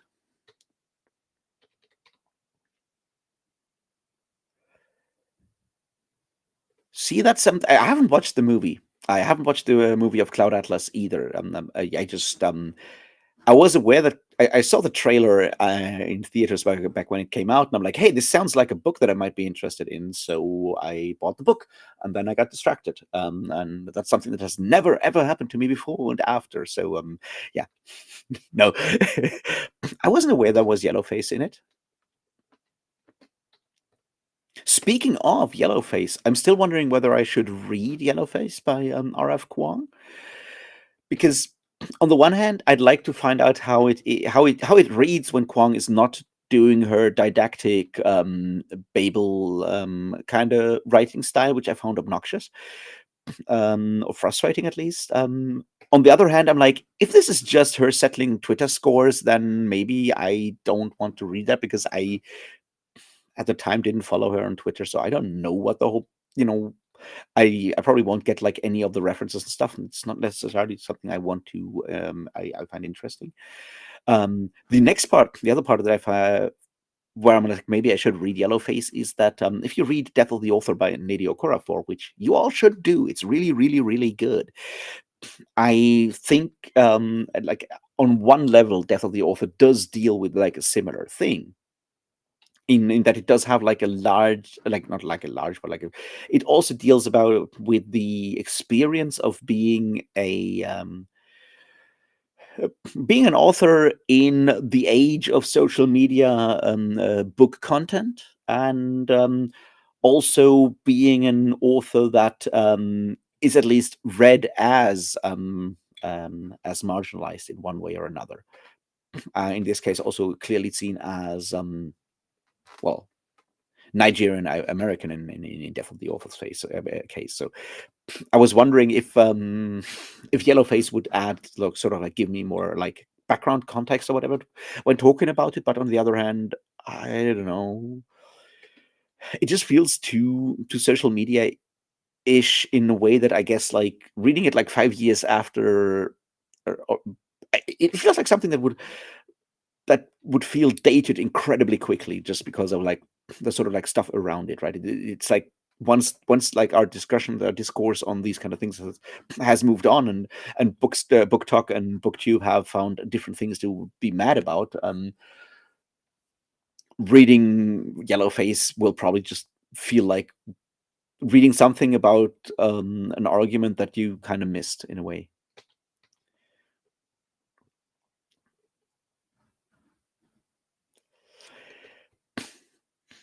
Yeah, I know that gluten-free beer is super expensive. We had that, we organized a concert, like friends and I organized a concert for a band, and one of the guitar players had a gluten intolerance, but really liked drinking beer, so we got them like a box of gluten-free beer, and holy shit, that stuff's expensive, even in Germany, where beer is generally very cheap.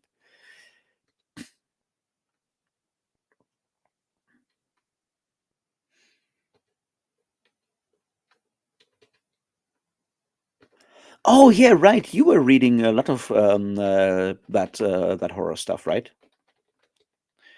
I still haven't read anything by Brom, so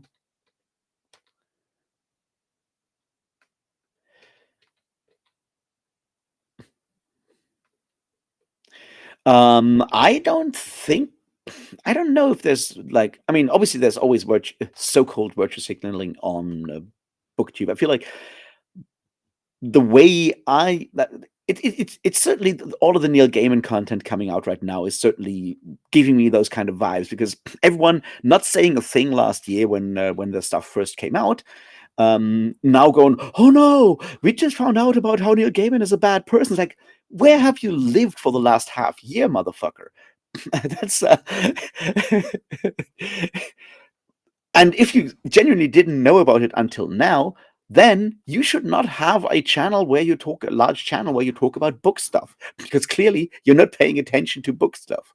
Um, so there's certainly something going on there, and there's always people being mad about something, but I feel like BookTube at least is not exactly virtue signaling in any way, shape, or form. BookTube is rather way too conservative for my liking in a lot of ways, and almost reactionary in a lot of ways, and I'm more frustrated with them in that regard, which is, just a thing. See, the thing with with Babel is it was clearly not written for me, and that's a good thing. I understand why a lot of people find the book good. Um, it is very it is very didactic in a lot of ways, and it does do a lot of like tell and not show, and it is all of that. And I found that frustrating. But then I realized that yes, I have studied history at university, right? I'm aware of the Opium War and what went on there, and I'm aware of how imperialism is bad actually. But there's a lot of people who are not aware of that, and I remember almost getting into an argument on a Discord server that then got stopped because there was a no politics rule, where people were defending imperialism, going, well, at least we brought railways to India, so clearly imperialism isn't bad. So why is RF Kuang telling me that imperialism bad? And I'm like, okay, I guess at that point we do need books that are as blunt and on the nose on this subject as Babel, because there's people who don't get it otherwise. You need to have that. So I wouldn't call Babel a bad book. I think it's a necessary book. I'm just privileged enough that I don't need that specific book because I've read other books on the subject before. But that's clearly like a me situation, like a privileged situation.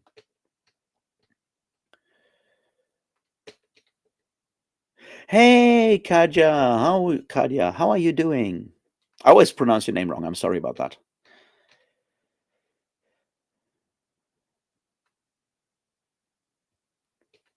Yeah, the prose and humor is nice. I'll give you that also. But the interiority missing, it's just something that I realized like after the book, right? I read the entire book and I really enjoyed it. And then I tried to think about it some more. And I'm like, wait, wait, something's clearly not in this book.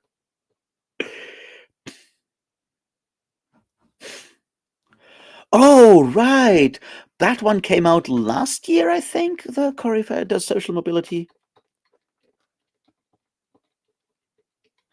I remember I remember seeing it on like a best of list somewhere. Maybe I should check out that one because it sounds like it might be.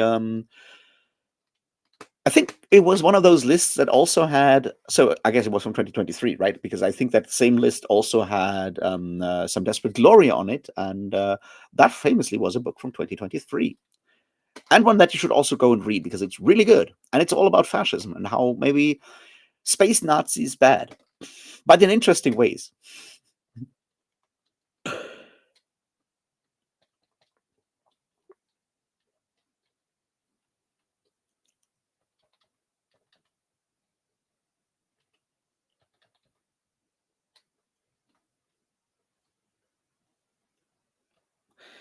Yeah, exactly, Brit. No, Brit, no, exactly. Also, it's like you don't know his Locke's reasons for doing stuff, which obviously allows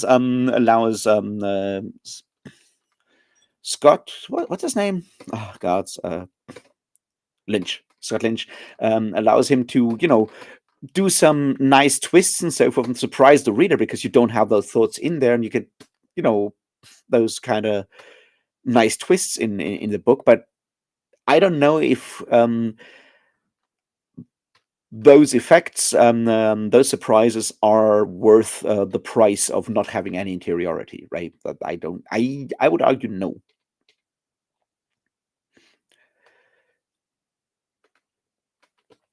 Oh, PBR. I still have to try PBR because I mean, it's basically my name, so that's something I should probably try, even though I know it's bad or supposed to be bad.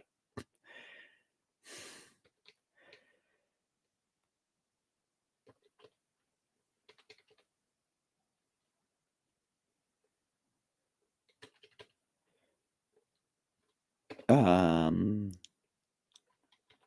Wait, I'm not getting the. Oh right, it was about the Neil Gaiman stuff. See, what's interesting with the BDSM thing is that the Vulture article that now finally has everyone realize what's going on, right?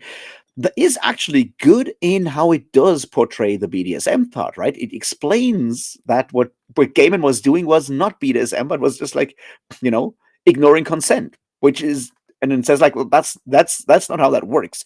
So I think it, like, compared to how the Tortoise podcast, which was much worse on that account, tried to specifically talk about the BDSM part as basically kind of connected to it. I think the Vulture article is in fact actually fairly good, or as good as you can expect from like a mainstream publisher, I guess, a newspaper.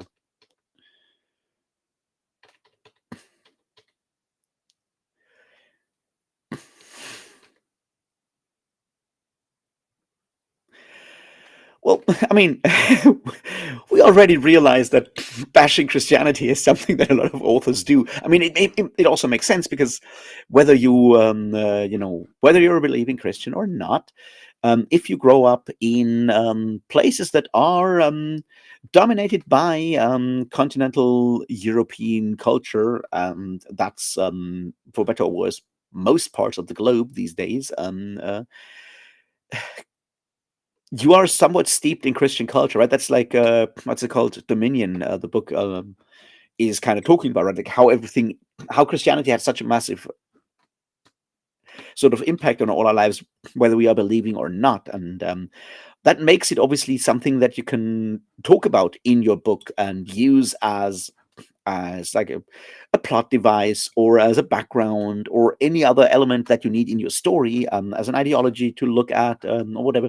You can always use that because you can assume that most readers have at least some familiarity with Christianity, as a whole, right?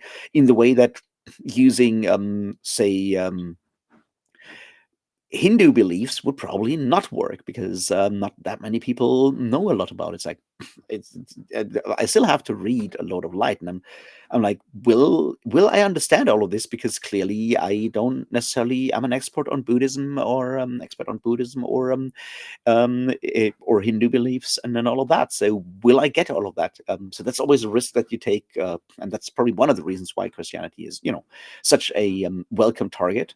But it's also obviously the other part that a lot of people have had like negative experiences with Christianity, which let's face it, is something that you can say for every single religion. So once again, it's more like you have something that a lot of people have negative experiences with, and that everyone is familiar with, which just makes it very convenient in that regard.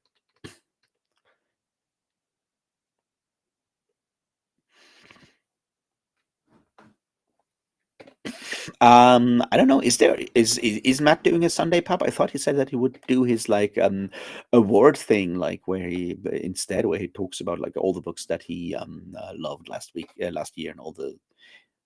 So I don't know if that's a pub tomorrow. Who knows?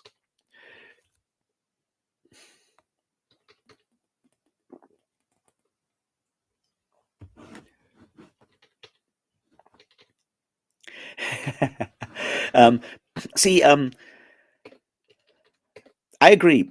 Being on the nose is a good thing. It can be a very good thing. Like, look, a brick is a very useful object, is what I would say.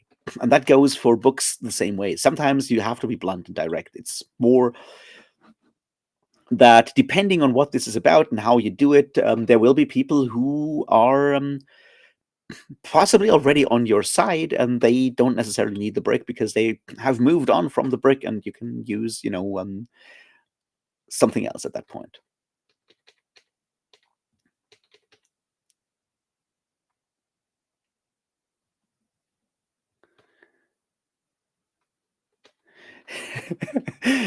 I love it being colonized or the Russians. And I'm like, wait.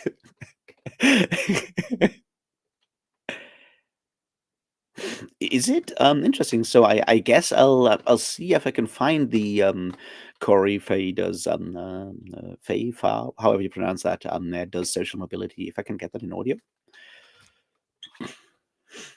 Ah, for the Clark, that makes sense. Then I read, oh right, I read that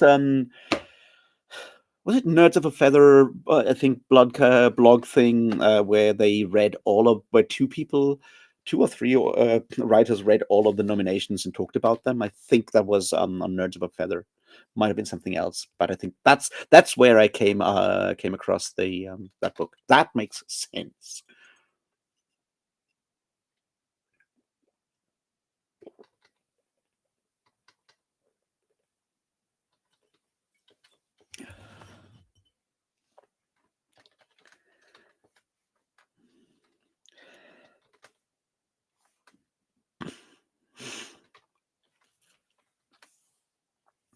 Well, I mean, PBR is like one of the big, right? It's one of the 2, 3 biggest beers in America, right? I mean, that's just like so. Chances are good that that's what they'll be drinking if they don't want to drink Budweiser, I guess, or whatever it is, Miller's. I guess Miller's the third one, right?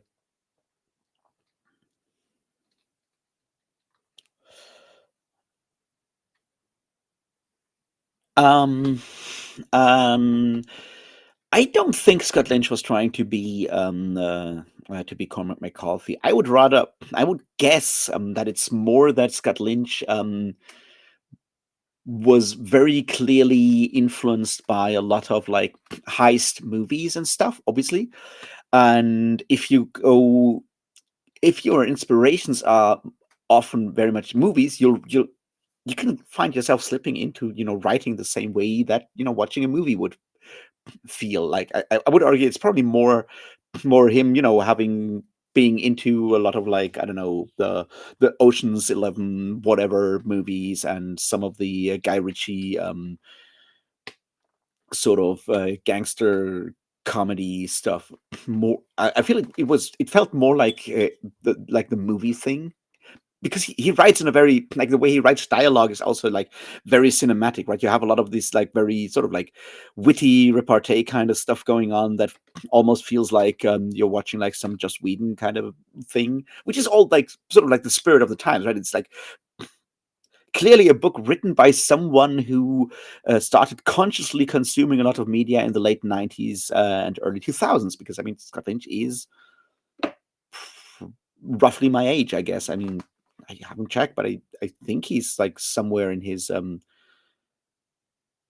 late 30s to mid 40s, I guess. So, the people that grew up on Buffy and all of that like stuff and that started writing dialogue like that, I think in a lot of ways. So I think it's more the television and movie influence that made him write like that and not so much the Cormac McCarthy thing.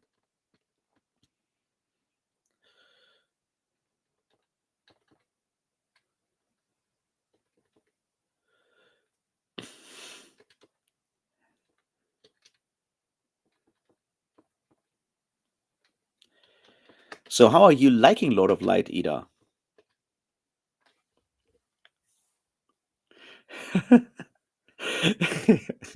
That sounds like the easiest sort of approach there, Ben. Yeah.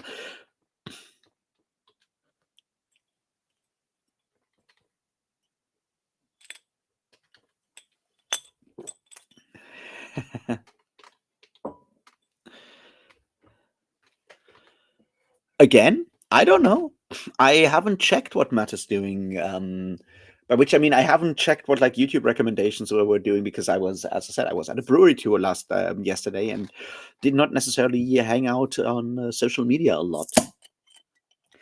And like I have like two YouTube accounts, one for like the channel, this channel, which is where I usually watch other booktubers and stuff like that. So it's a very booktube sort of like curated channel, and then I have like a different YouTube account where I do all kinds of other stuff, and there booktube usually doesn't show up. And since I was spending my day like, if I went to YouTube like today, it was for uh, more political stuff and so forth. I haven't checked what is going on with the whole with booktube in general and what Matt is doing. So I don't know. Maybe Tchaikovsky's back.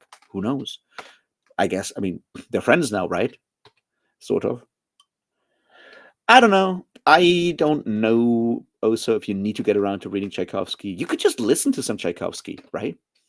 Sorry, no, I haven't read any Tchaikovsky yet. I will probably at some point, but I'll wait until everyone else has stopped being insane about him. I guess that's what we'll do. The same way I'll start rereading The Realm of the Elderlings when everyone has stopped talking about Robin Hobb.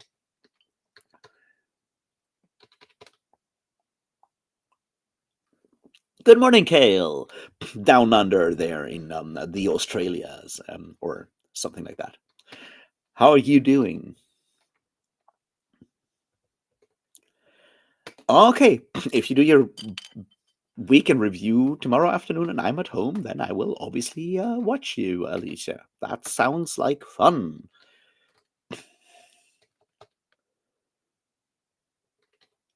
It's got spiders. That's all I know about Children of Time, and it's always where I'm like, wait, is that the book that is very much like A Fire Upon the Deep? Even though I guess it's not. It's just that The Fire Upon the Deep also has spiders.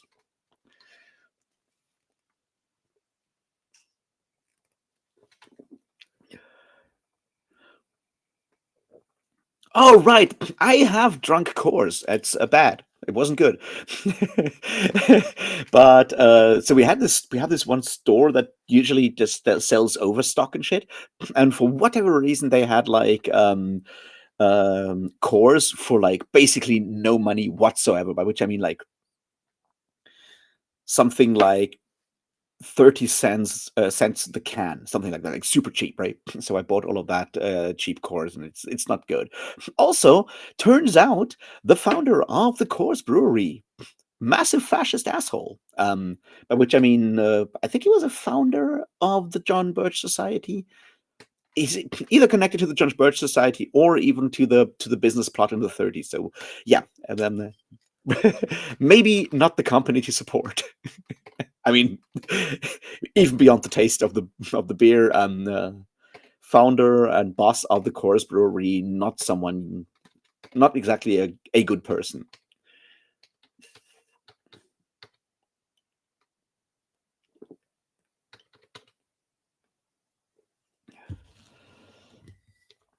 Colton, I am definitely going to do a video on Stranger Tides. I have recorded two and a half of them by now, and it has to come out. I It's been a while since I read The Stress of Her Regard. I think in my memory, Stress of Her Regard was better. I liked it more. I think my favorite one of the ones that I've read is Declare, followed by The Anubis Gates. Um, and then probably The Stress of Her Regard, and then On Stranger Tides. I think there's a couple of fundamental flaws in On Stranger Tides that are sort of the result of what Powers is doing with that book that make it less compelling, right? Declare works really well because it's basically him writing a uh, what's his name, John le Carre style spy thriller, a Cold War spy thriller, and just adds supernatural genies, and that's it, right? And that works really well. Because the genie stuff explaining, the whole stuff around Kim Philby and Guy Burgess's communist works and all of that stuff, it ties in very well. Whereas the way he uses magic in to plug like the holes in our historical understanding of Golden Age piracy comes with certain elements or side effects that make the book less good in a way. And the structure is kind of weird because he also has to hit all those pirate high points, and you has to have all these things in there as well. Where I'm like, it doesn't come together as smoothly, I would argue. That's sort of like my thoughts on Stranger Tides in a nutshell. Like, there's a whole episode where there's like ghost ships, because of course you have to have ghost ships in your pirate book. That's just like the convention of pirate stories written at, you know after 100 years of Treasure Island and its impact on our image of piracy. So you have to have a ghost ship in there, right? The whole like episode around the ghost ship would not necessarily have to be in the book, because it's just a chase scene, because you have to have a chase scene with ships. And that's sort of like where I think On Stranger Tides doesn't necessarily work so well.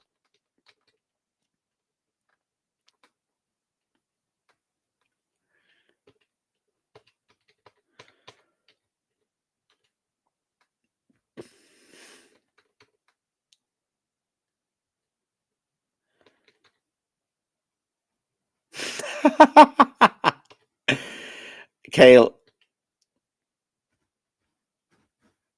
I don't know if I want to do that. I mean, Kale, I don't know. I wouldn't. I don't know if like doing a German election live stream would work. Would be interesting to anyone. Um, and there's like all kinds of issues with that, right? Like my audience is like English, like English speaking international. I guess most of like I don't know if there's any German actually watching at the moment. So talking about German elections is already very specific. It also means that anything being said in media, having statements, anything of the sort coming out at that moment in like right in time, that would be interesting to like a live stream, right? Will be in German, so I would have to on the fly translate stuff, and I don't know if that's interesting enough.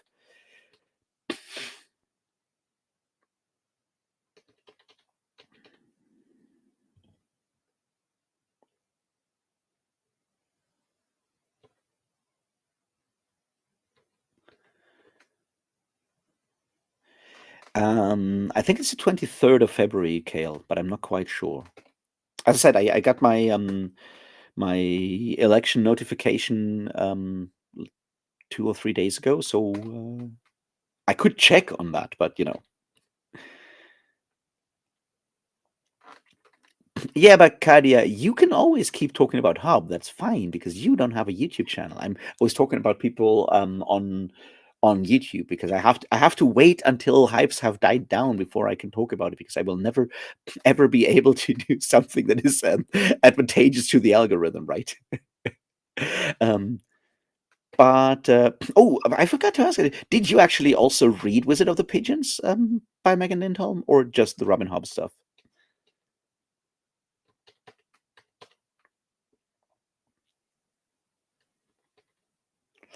I would. I okay. The coolest spiders are the spiders in The Hobbit, and that's it. And I don't think Tchaikovsky can actually, overcome that.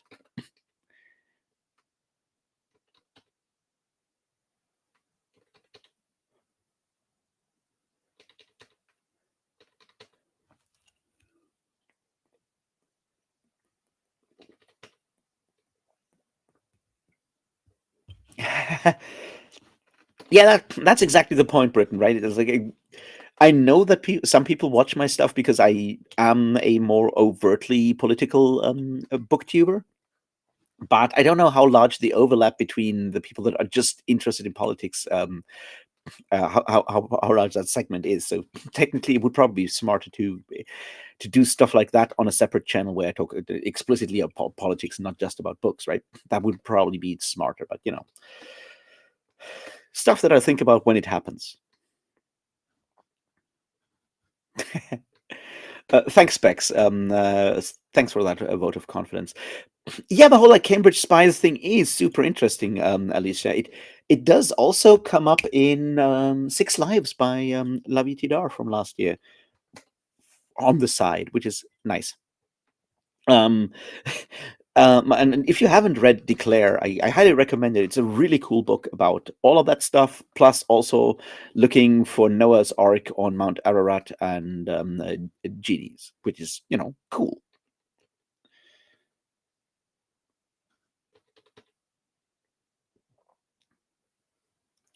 Ah, okay. Because I really enjoyed my reading of Wizard of the Pigeons. Really good book. I found a lot in there that I liked.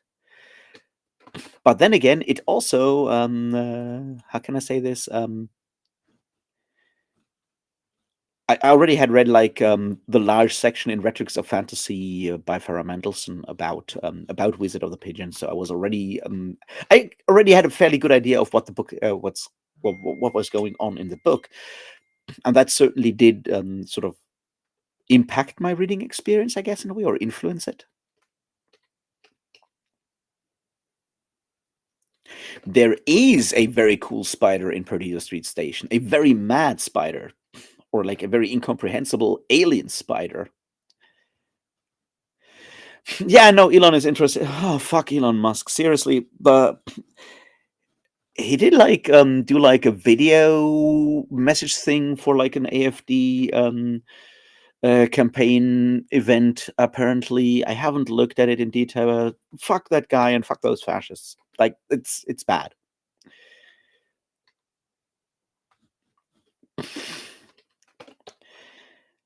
Well, if Elon Musk moved here, he would actually get in jail for doing like the thing with the hand that he did recently, right? Because that is something you are not allowed to do in Germany. So maybe that's a good idea.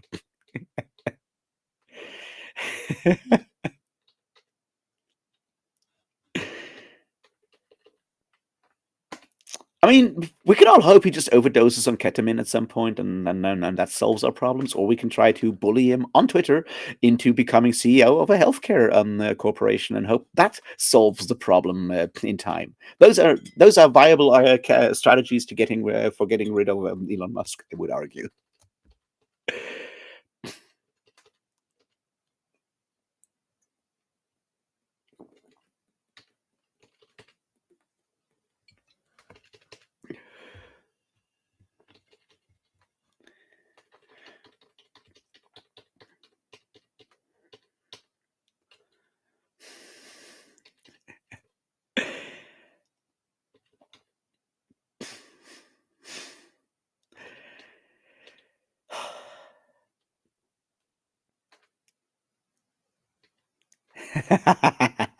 Yeah, not a big surprise. That was quickly quick to appear, Ori.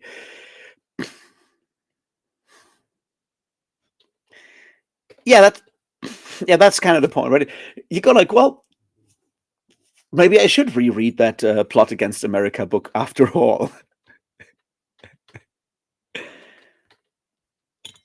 Yeah, it's never good when planets are aligning. You know how that is. Like when the stars are right, Great Cthulhu will rise again, and we all know what that means. It's bad.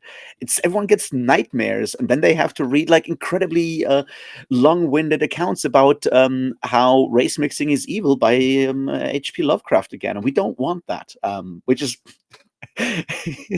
I guess that's the lesson. If the stars align, it usually leads to racism, and we don't want that.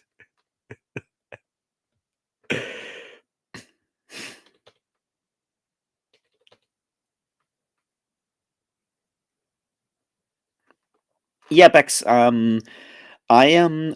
I can't even begin to imagine how that must be for your kid and for you, because it's kind of tough situation.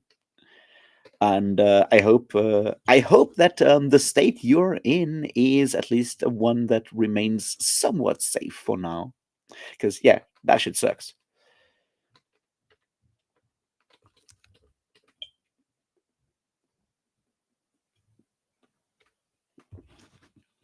I was my brain's bad, right? Like I was just like thinking about something I wanted to say, and something book related that I wanted to talk about, and then I forgot again. Oh yeah, right. I did in fact read Blindsight by Peter Watts, and I enjoyed it. I already said that. And what I found interesting is that it did remind me of Solaris and other Stanislav Lem books, which is nice because Stanislav Lem is another author that Ursula Le Guin talked about a lot in her nonfiction essays and stuff. So there you go. Everything tied back into my brain again. Now I can sleep easy. That's good, I would argue.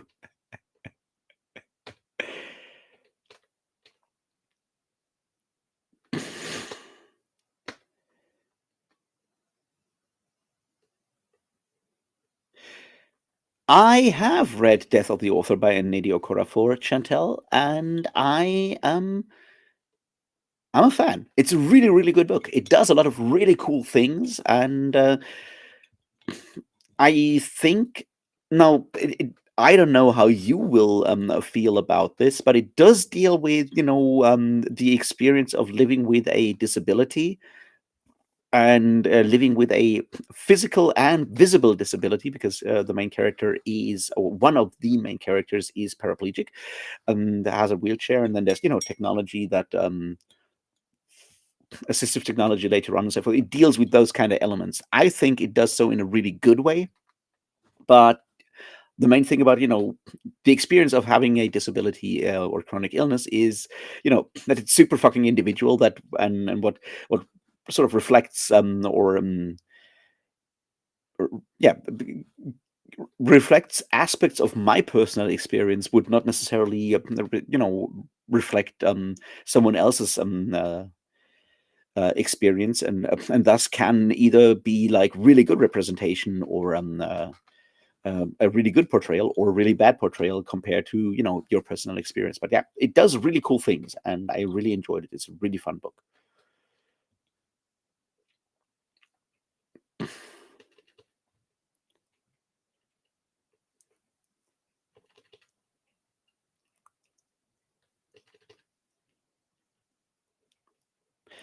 um no, Kadia.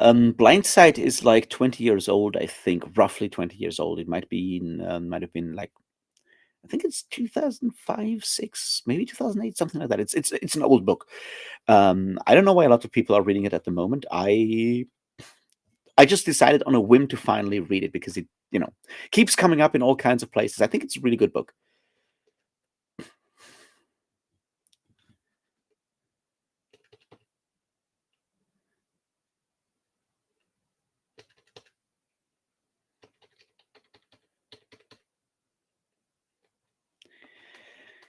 Yeah, I just love the whole idea how the book explains that vampires got extinct because there's like a genetic thing in their makeup that they can't see intersecting right angles, and that's the reason why the crucifix actually works against vampires, is that they have like a seizure when they see those intersecting right angles. I just love that idea. It's a really cool book in that regard, and it does some really clever things, and the way the alien is really completely alien, and they're using hard science stuff to kind of come to grips with it, I think is really good. And that's sort of what reminded me of The Astronauts by Stanislav Lem. And like in general, people should read more Stanislav Lem, is generally a good thing. And I found something interesting. Speaking about Lem, something interesting. So in one of the like essays on Lem in the nonfiction book by Ursula Le Guin, right? She talks about Lem, and it's like it's a shame that people are now thinking of Solaris as a Tarkovsky movie and not actually the novel. And this is the connection, right? Like I read Speculative Whiteness by Jordan Carroll last week as well, and he quotes fucking what's his name, Spencer, the Nazi, right? I'm blanking on his first name, but fuck the guy, right? And Spencer quoting the scientist from Tarkovsky's from Solaris by Tarkovsky, and I'm like, so is that because Carol is already unaware of the fact that there is an actual novel, which would surprise me, or is it because Spencer was actually doing that because Spencer, is a Nazi and an idiot? But I just found it interesting that the thing that Ursula Le Guin said, like everyone is thinking of Solaris as a movie, then showed up in an actual academic or at least non-fiction book, and I'm like, wow, crazy shit. Guess Le Guin was right, which she was on a lot of things, so that's good.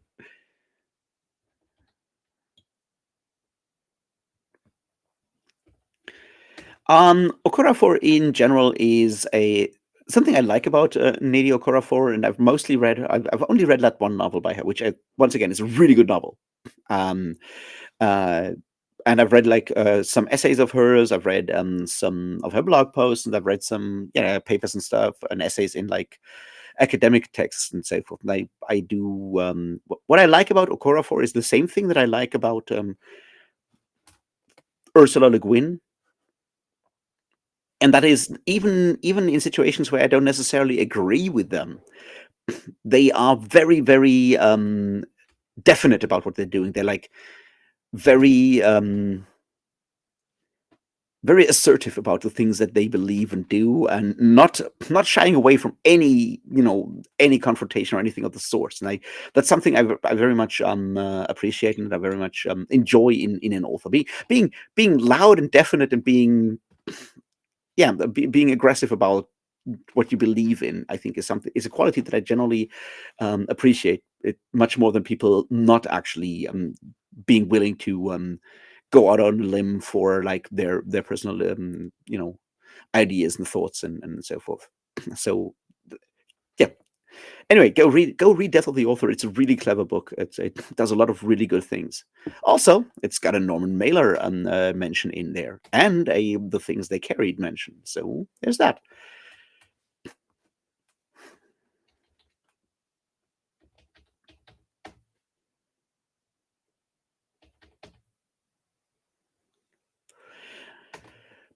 I'm definitely going to read more Okorafor. I can tell you that. So I will see how I feel about other books of hers. But Death of the Author, I think, is interesting because it does feel like a very, very personal book, and it has like these like 5 or 6 different levels of metafiction going on that is just like really interesting in that regard.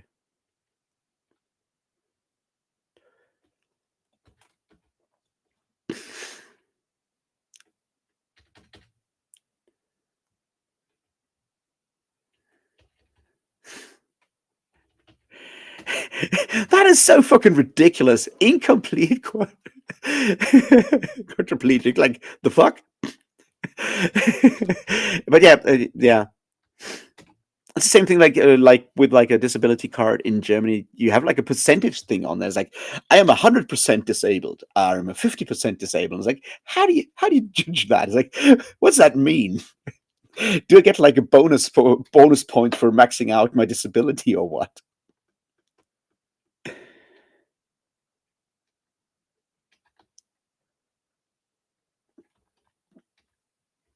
I mean, that's yeah. I haven't read any of her other fiction yet, but I think that's like the main point there. Like Okorafor has written a lot of like YA and middle grade books and stuff, and adult novels and novellas about like more like fantasy stuff, which he calls African juju, and uh, science fiction stuff, which he calls African futurism, and there's all kinds of stuff going on there, and I wouldn't even know what to call the new one. Like, definitely, the author is sci-fi on the one hand, but it's also clearly not sci-fi in that it is like realist fiction in another way, and it does like so many things. Like it has a novel in the novel, and then it has like other stuff around it, and you know, it's just impressive that it does so many things. It's like the first part. It's like it's worth reading because it'll definitely make you think. I'm not saying it's a book that will that everyone will love or like, but I think it is certainly a book that is hard to not think about afterwards, just in how clever it is in all kinds of ways.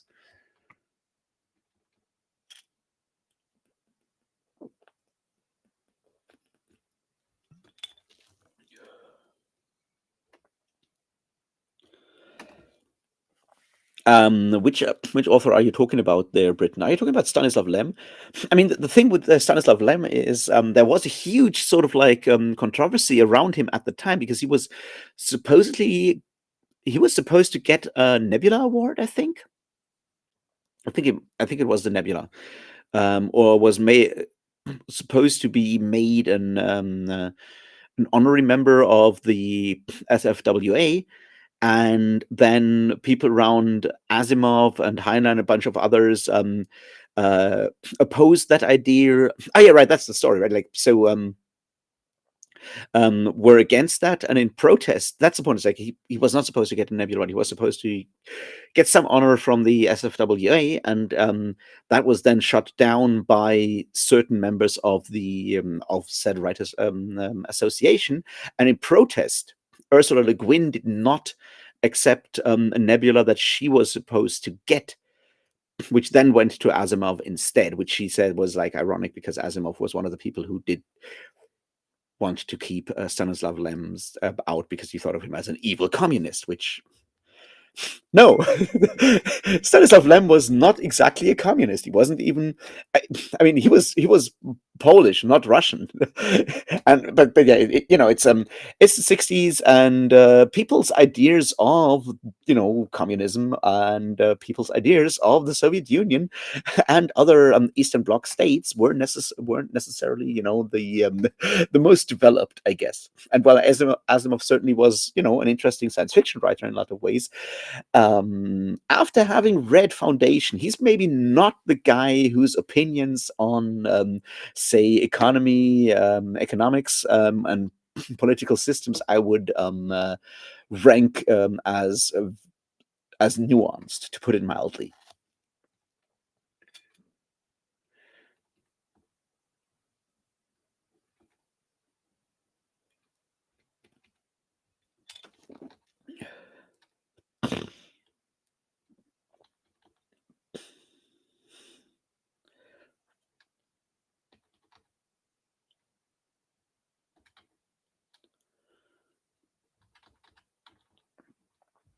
Well, I mean, if you don't like being condescended to, I mean, like no one likes to be condescended to. I think the problem is that being condescended to is very, very subjective, right? Britain is it's like I felt condescended to when reading Babel by R.F. Kuang, but that's because I was already, I had the privilege of having read more of that stuff before and being aware of what she was doing.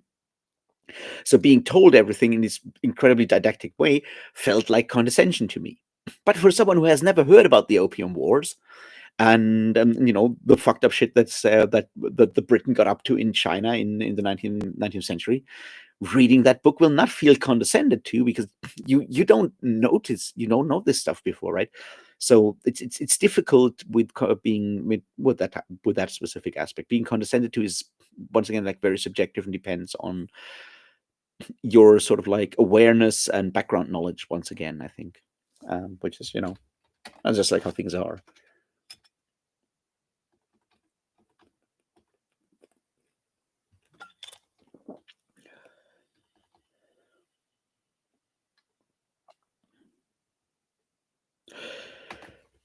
Um, it's not the most outlandish idea, Britain, right? It's not the most outlandish idea that PKD was so paranoid in so many ways. I think it's I I think PKD would probably be more like an RFK Jr. guy than a Trump guy, I guess. Not so much a MAGA guy, but more like a weird libertarian, anti-vax weirdo. I guess is more where I would sort PKD in today. Um, I think because I think when you read Dick's novels, what you can tell is like he's very much an empathetic person. He has a lot of empathy for a lot of people, possibly too much, which is part of like his whole problem. And you can't be someone who cares about other people and be very MAGA at the same time, because that entire ideology is built on jealousy, envy, and hatred. And that's the key point. Right? You want other people to suffer. And PKD is clearly someone who did not want anyone to suffer.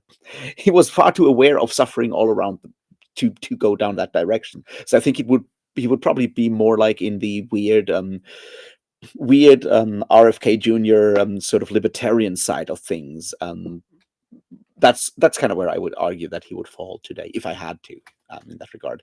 And Bex, I didn't know that in particular, but technically you have the same thing in Germany. It's just like if we do give if we assume that how can I say this? Well, it kind of ties into the MAGA thing, right? Like if we are incredibly jealous of anyone getting anything by the state, because we don't want people to get more than like their due. If we're Every time someone gets more than their officially morally allotted good, then we get like mad at them. And that's clearly part of like how our specific form of neoliberalism kind of has built, kind of works for our brains these days in our society, right? Then having people following around, seeing, checking whether people are actually disabled enough, or whether people are, cheating on any social security stuff, right? It's the same way you have the whole like welfare queen racist bullshit that like Ronald Reagan ran on. That springs from the same mindset, the same way we have, you know, that in Germany where we talk about supposed people, you know, living on unemployment money, but living all year round on fucking Mallorca and on the beach and everything. It's like that's not how that works. There may be one person who does that, but they usually have something else that allows them to do that. That's beyond just that specific thing, because you can't do that on say social security or anything of the sort. So that's that's just like the level of jealousy that uh, a neoliberal ideology has kind of built into most of our brains, unfortunately.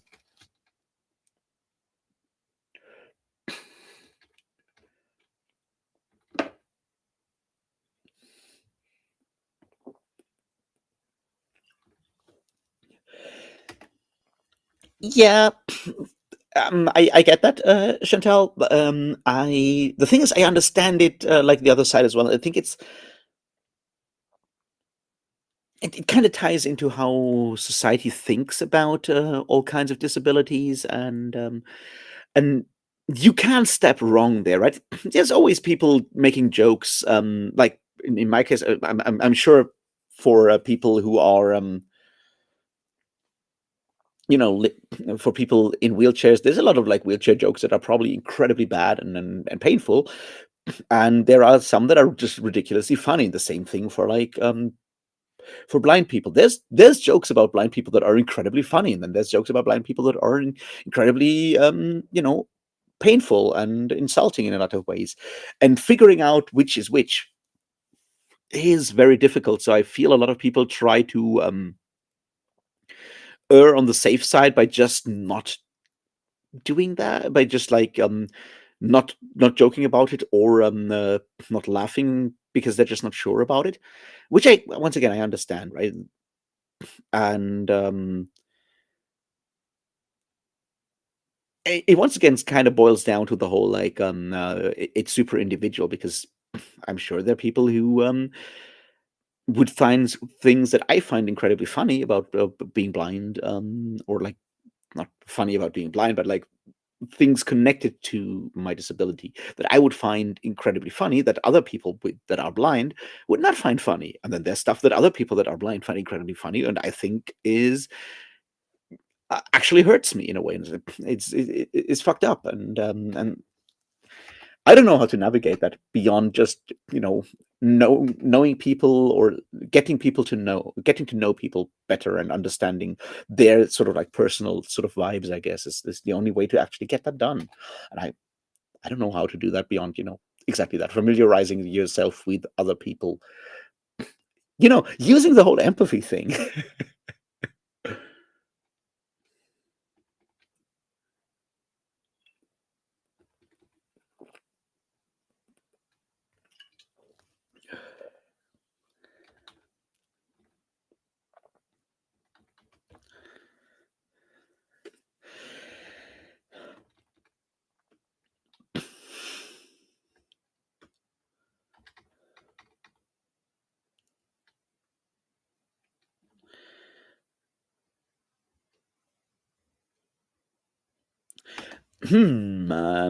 Well, I mean, I don't know what you mean by groupthink in that regard. I mean, I think there's like several ideas there, Britain. Like, right, on the one hand, you have the thing that happens with like any sort of like larger community on a algorithm-driven social media site, right? Which means that people tend to read the same books, talk about the same books. Right? This is that whole thing that like all of fantasy booktube is only reading like 5 books, which is obviously not true. But look, if you are doing this from a sort of professional sort of like side, right? If you're trying to do YouTube, right? You pick topics that will get views.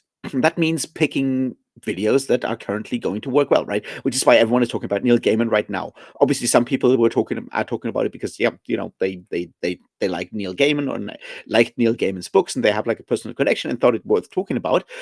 And then there are people who will go like, well, I guess I'd better also make a video about Neil Gaiman because that'll get views right now. Or they go like, well, clearly, I mean, I talk about fantasy books, so clearly I need to say something about Neil Gaiman because it's an important topic right now. So there's like living up to expectations, living up to a specific algorithm, and then what with reading on social media being a social activity, it often also is more like someone's reading something, talking about it on Discord, and another person goes like, "Oh, right, I wanted to read that book as well, so I guess I'll start reading that book." And then both make their videos at the same time, or people are actively buddy reading it, and suddenly you have like 5 people reading the same book together and exchanging messages because talking about a book while reading a book, that's why people do buddy reads and why it's fun. And then suddenly you have everyone reading it feeling like it feels like everyone is reading the same book at the same time, as like a group dynamic, when there are like multiple different group dynamics sort of like happening at the same time, and external things happening, and the algorithm doing stuff.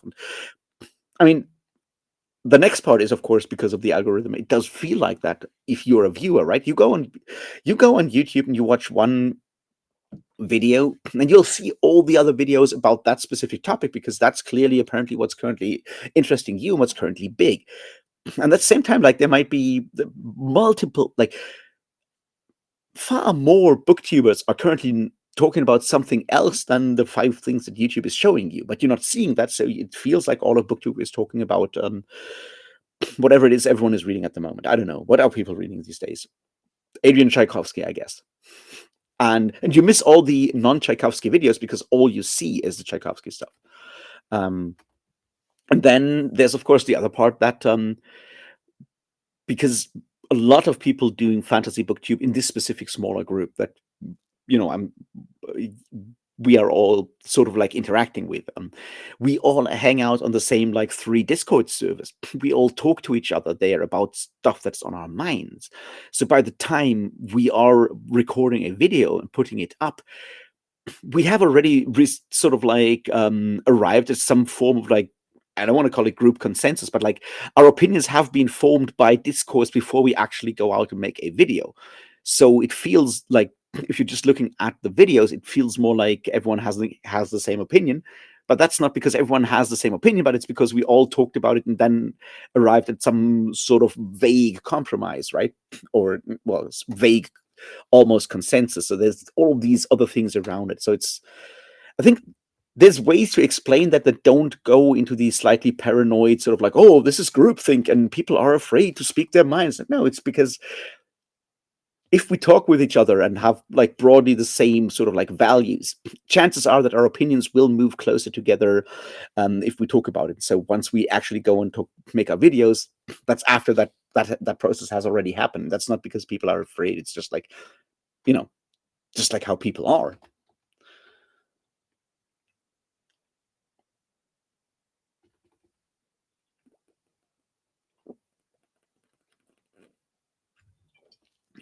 I'm sorry to hear that, Colton.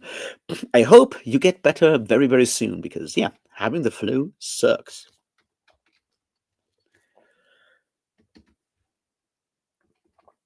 I mean, that's like another thing. Well, Sanderson is his own beast. He's just like too big to, not too big to fail, but certainly gets more passes. Although I mean, there has been some controversy around people are trying to cancel him for Wind of Truth because he's apparently gay now. I don't know. Wind and Truth.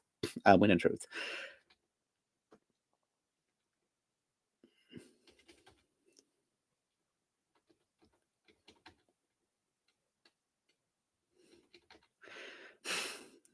Yeah, see, Kadia, that's exactly it. Like, people talk about a book and look, hey, fuck, I wanted to read that all the time anyway, so I guess now's the time. Which is why I picked up Blindside 3 days ago, because I was like, it came up a number of times. In this case, it came up somewhere like, right. I was listening to like the sort of like Q&A holiday edition of Behind the Bastards, and what's his face, Robert Evans brought it up. I was like, hey, read Blindside, it's a good book. He also recommended The Water Knife by Paolo Bacigalupi, which is also a really good book. And I'm like, well, this is one final leftist podcaster that has mentioned Blindside too many. I guess I'd better read that book. And I talked about that in my morning live stream thing, like here, like the breakfast sprinting thing. And then Ori was like, "Hey, Blindside, really good book," and at that point, it was just too many people talking about it.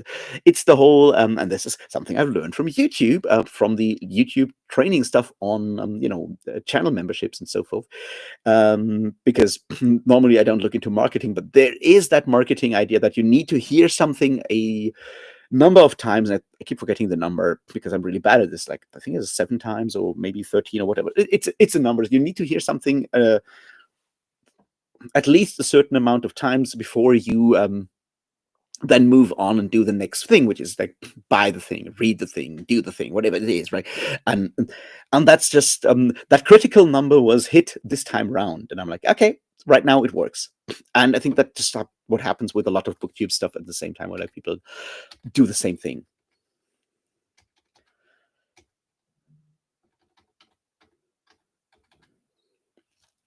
Yeah, and Jenny Words is exactly that.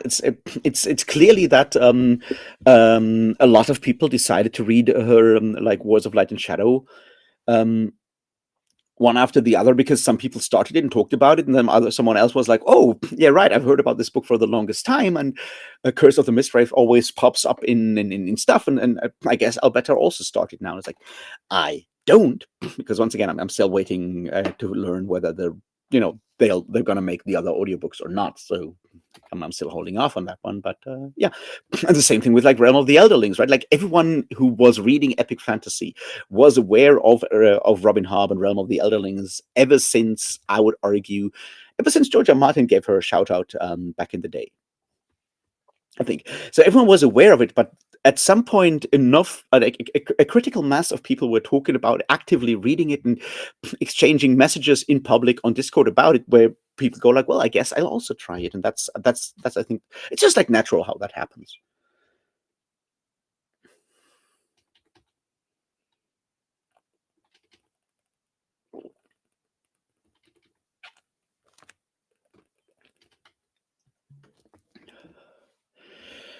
Who? Now that's a very good question, Colton. I don't necessarily watch that many booktubers. Or to put it mildly, there's very few booktubers I watch everything they put out. I very much go more by topic and title and so forth. There's a few I basically watch everything. There's this one Caribbean booktuber that I always watch, Lily's Little Library. Shout out if you're actually watching this later on. Now, really love her channel. Really cool stuff. In that it is very different from what I do, completely different. Like she reads different books, very different books than what I read. It's like these much more cozy sort of like vlog style content, and I just like really enjoy that, just like for what it is, and to have an idea what other people are doing, and that's sort of like the kind of stuff I watch, sort of like regularly, are booktubers that have like very different opinions from mine, because I like to sort of like have sort of a rough understanding of what other people are doing. I don't need to watch booktubers whose taste is very close to mine when they're talking about a book that I haven't read, and I'm like, oh, well, I don't need to hear Philip Chase's opinions on the Malazan Book of the Fallen, or on the Wars of Light and Shadow, because I feel I know roughly where our like individual views are sort of aligned in that regard. Like I'm gonna watch his stuff when the topic is interesting to me, and not anything else. And that's not a diss against him. It's just like the way I spend my time is, it's much more like theme driven than personality driven in a lot of ways. So really hard to say which booktuber has the most view time. Guess the most view time for me. I generally don't watch that much booktube. I look at what people are talking about, and then very often I just like look at the titles and go like, I guess I don't need to watch this. And especially booktubers that do a lot of like my favorite top 10 tier ranking whatever stuff. Yeah, I don't watch that stuff. I don't need to watch a book haul. I don't need to watch any of that. So I'm not, obviously, I mean, I watch a lot of like what Britain does because Britain does have like really interesting sort of like more general topics. That's stuff like that I watch a lot. If a booktuber does more like general content or general topics like Britain does, Liam of Liam's Lyceum is someone I watch a lot. So that's the kind of people I spend a lot of time watching. And as I said, like people that are very very different from me in some ways. It's like these two sisters that are basically only reading black indie romance novels, like indie black romance novels, and that's very much not what I watch. But it's something I like watching their content because it's so fucking different from what I do and from what I'm interested in, and it helps me sort of gain different perspectives, I guess.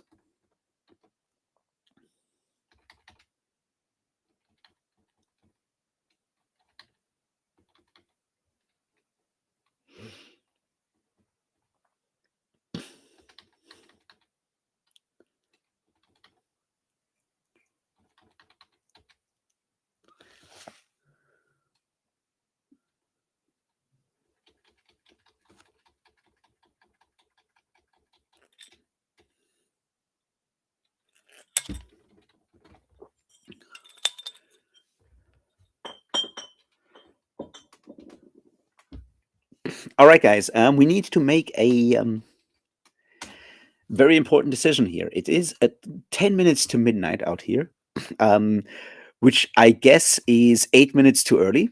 Um, um, my point is, I just ran out of beer. The question is, should we end this here or should I go and get like another beer? And you amuse yourselves amongst yourself for the next 2 minutes or however long it takes me to find the fridge and maybe also taking a piss quickly. I am up to whatever you want to do. Just let me know.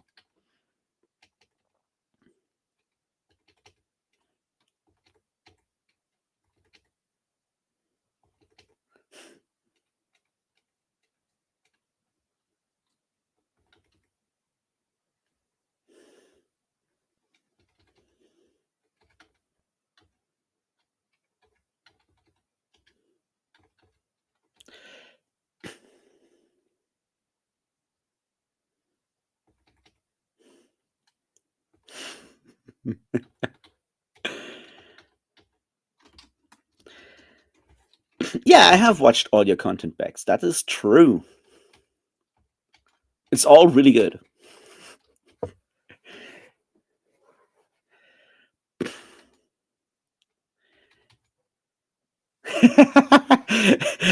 Well, Kale, I guess you too are a servant of the wank. I'll see you in a minute then. Motherfucker.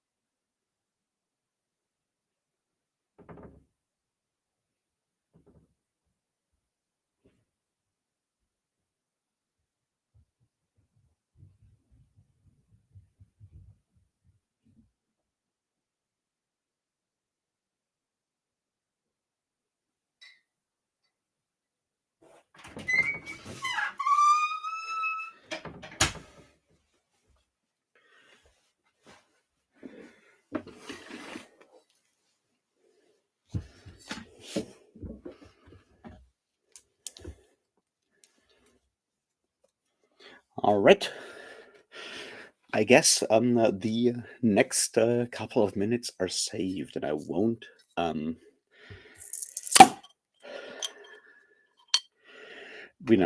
of dehydration.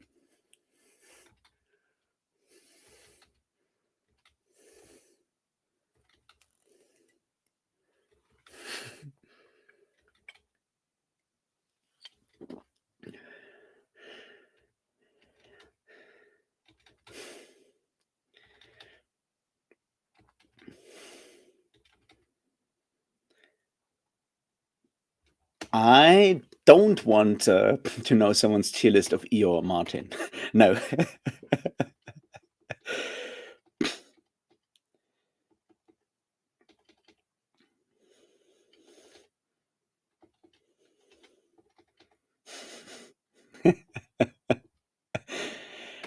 Anti-Oedipus.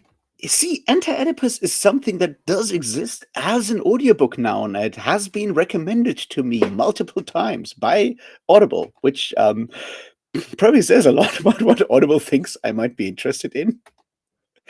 It might also just be because I added Discipline and Punish by Michel Foucault to my Audible library, so maybe that's the problem. Or maybe the problem started with me reading that Roland Barthes thing and then continuing down that specific avenue into madness.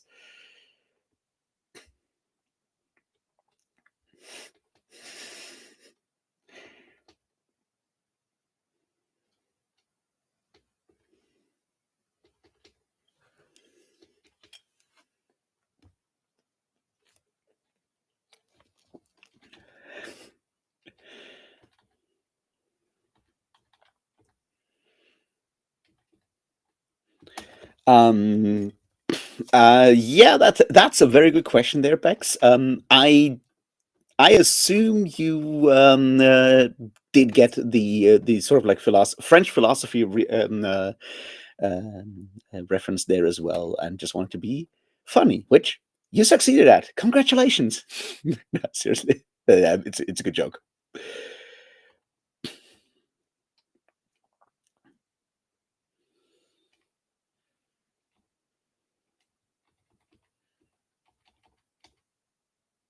Depression era frugality sounds like a necessary book, not necessarily a good one though, and not necessarily a fun one though.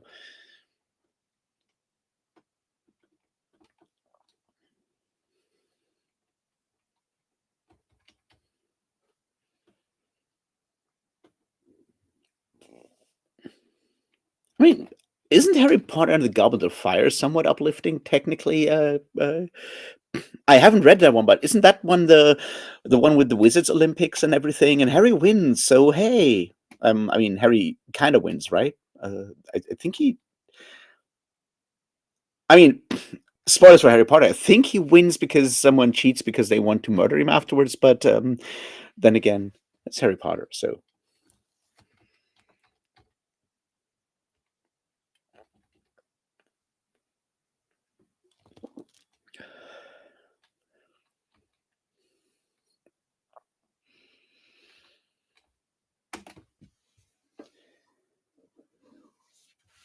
The interesting thing with the whole mafia guy thing, right?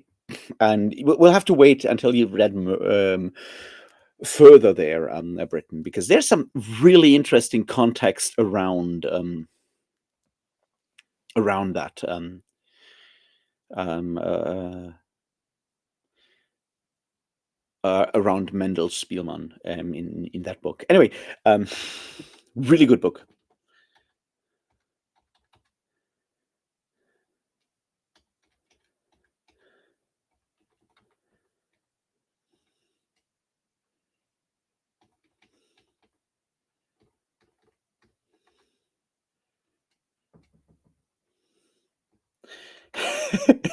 Yeah, clearly Chantal is reading.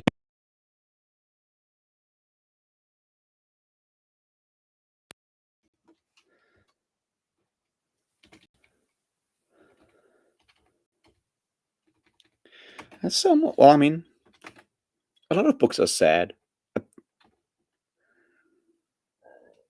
A raspberry cider. That's interesting. I've never had cider. How does that, like, is it like cider with like added raspberry stuff, or how does it work?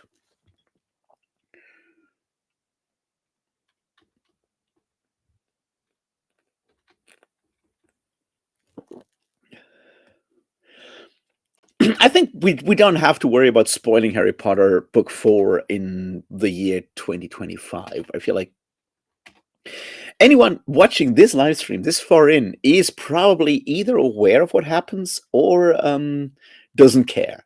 Because if you're an 8-year-old kid reading Harry Potter for the first time, why are you watching my stream, right? I mean, that would be bad for you. I mean, maybe it would also be good for you, but it's certainly not something you should do.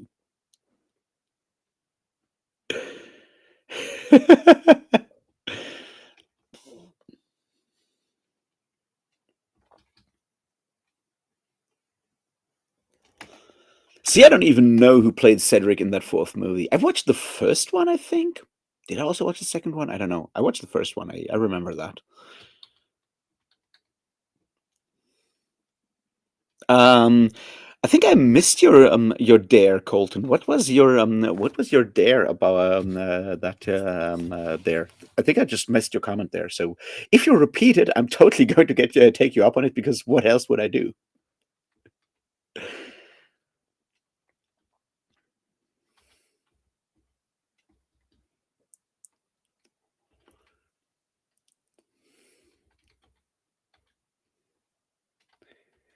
Oh, wait. All right. Interesting.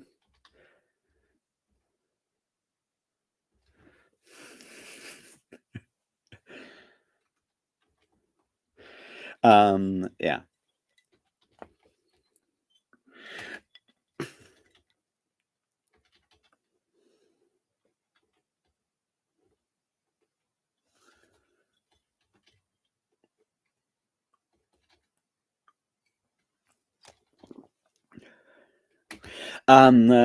Yeah, I didn't know someone uploaded the Discipline and Punish audiobook to YouTube also, but one of the things that I got as a bonus for, like, figuring out how to make Audible think that I am in the US now, was getting access to all of these Foucault audiobooks that are all unabridged, and most of them are actually free. So I can get Discipline and Punish and the history of sexuality and all of that stuff, which is nice.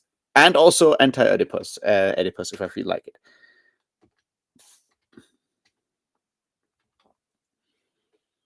But I'm not sure if I want to read that right now. It feels like it might be slightly too much for now.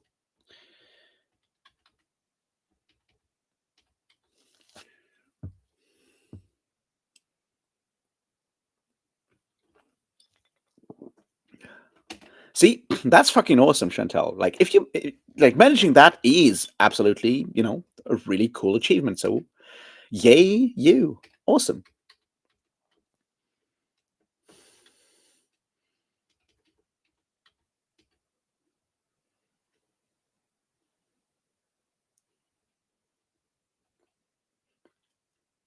Have you read, before you do that video, Britain, have you read the essential Joe Abercrombie blog post called "The Value of Grit"?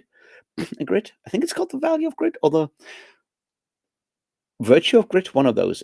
It's an old Joe Abercrombie blog post where he talks about people complaining about his books, and calling it grimdark, and it's basically where the whole, like, what I do is grimdark, and where the definition of the grimdark fantasy genre kind of comes from, which is what no one ever fucking reads, because everyone thinks they know what grimdark is, which is apparently that people lose body parts and are depressed after doing violence, which is apparently also what never happens in Lord of the Rings, according to some booktubers I watched, and self-described grimdark authors talking about it in said video. I think it's on what's his face, something talks books. Steve talk books. He did like a lot of podcasts and stuff, and he had like this video on like grimdark and interviewed a bunch of authors, and one literally said like grimdark is when things have consequences. It's not like Lord of the Rings. It's where things have consequences. And when you go to war, you lose you lose body parts, and people have PTSD. And I'm like, have you heard of have you heard the tale of Frodo of the Nine Fingers and the Lord of the Rings, my friend? Why do you think it's nine fingers, motherfucker? What a fucking yeah. So yeah, read that specific blog post by Joe Abercrombie. It's certainly important to understand. I think it's important context if you want to talk about gritty fantasy.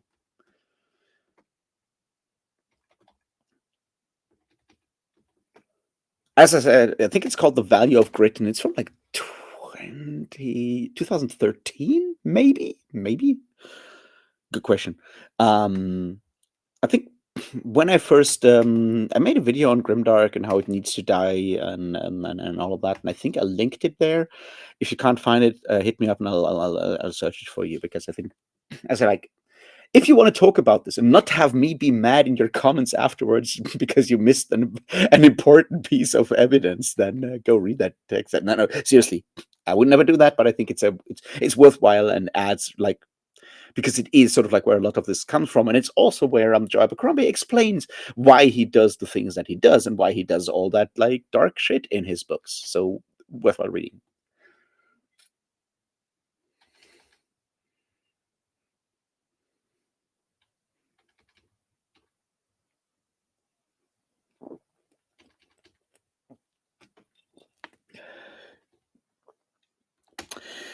Now that is very nice. Thanks, Daniel. So Bex can watch me now from this way. That's really cool.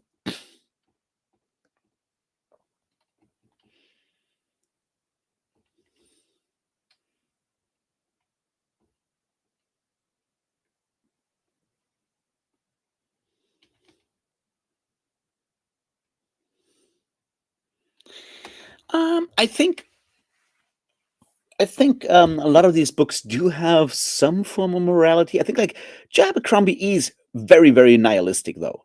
There is a level of nihilism in there, especially if you read the entire like the first law stuff, including the second trilogy, the Age of Madness stuff. There is some stuff in there that just like made me very angry at Joe Abercrombie, because it does sort of go like, well, nothing ever changes, fuck it. And I'm like, okay, that's certainly one way of looking at stuff, but it's also kind of frustrating because it does not allow for like if that's the worldview you have, that's understandable in a way, but it's also frustrating. So yeah, it does have clear morality, but it also has like a lot of nihilism, I think. Kale, I don't think so about the Royal Rumble.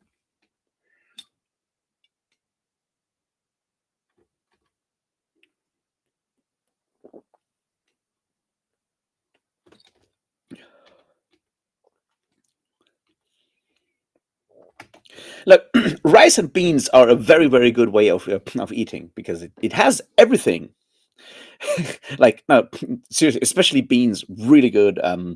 Lots of protein in there as well. Like, not that I'm an expert on healthy eating, but yes, very good.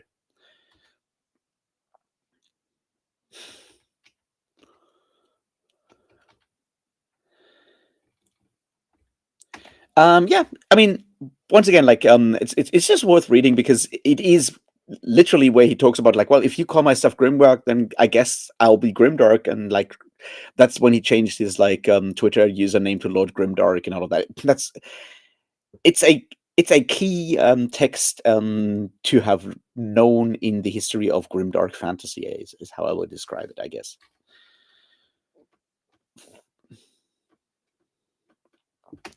First Law is really fun. It's really entertaining. It's really good. It does have some issues, I think. Some of them Joe Abercrombie even addressed, which really good for him. Like, really appreciated that.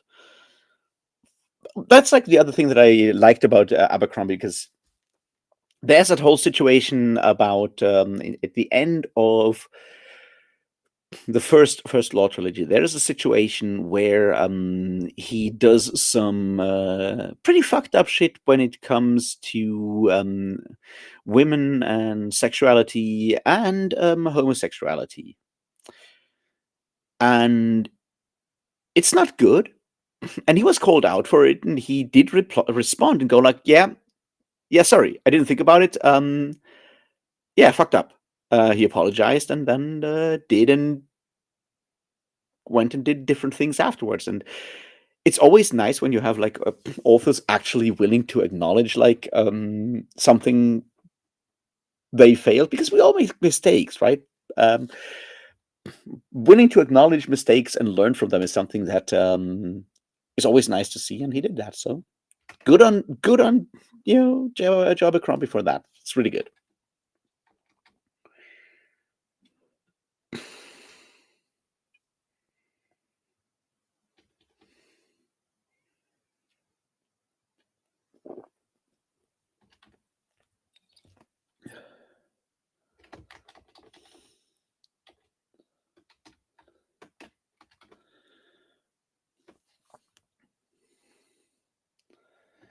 Nah, Gluck's not morally grey.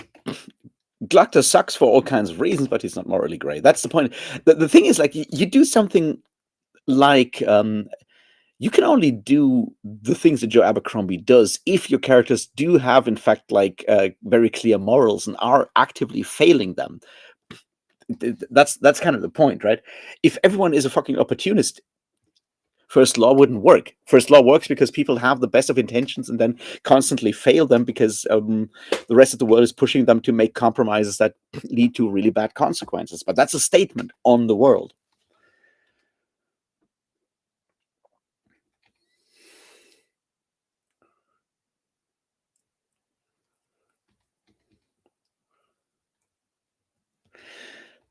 Fuck. Wait. I skipped it again. Let me scroll up.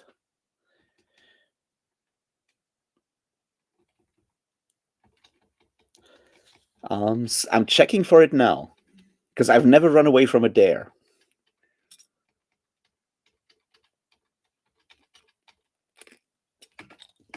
That's what being toxically masculine means, after all, right? Going out of your way to face a dare.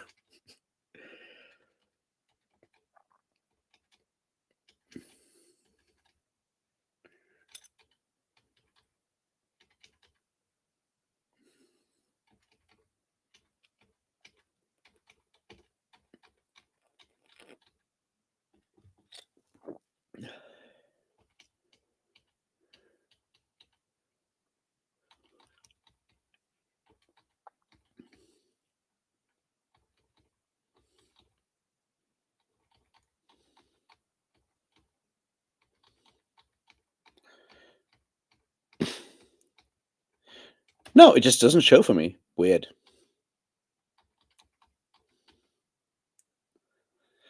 I've gone all the way up to where you said not going to take up my dare, and I'm going back down the chat, and no, it just hides the message. I guess you offended the gods of YouTube, which is, difficult to do, but maybe possible. So apparently, being mean to Donald Trump and daring me are the two things that are illegal on YouTube.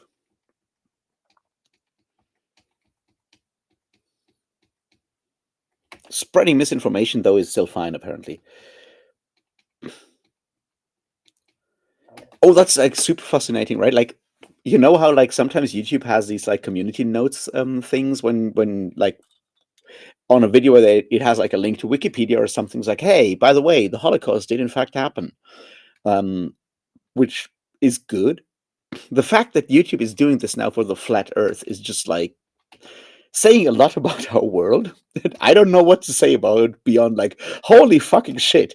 We need to double check that people understand that yes, the flat Earth is in fact not a thing.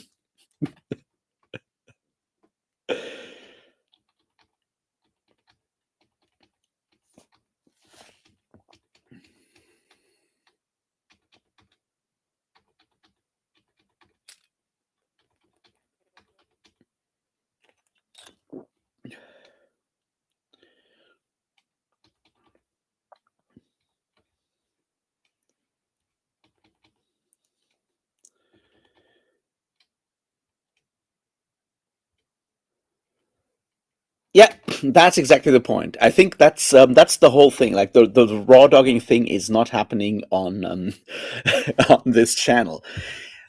Was that what your dare was about, Colton?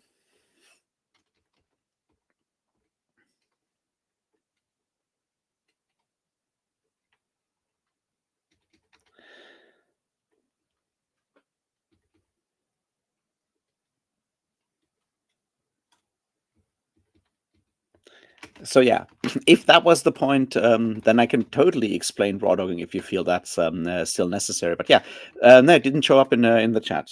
Otherwise, find ways to let me know, and I will totally do whatever it was.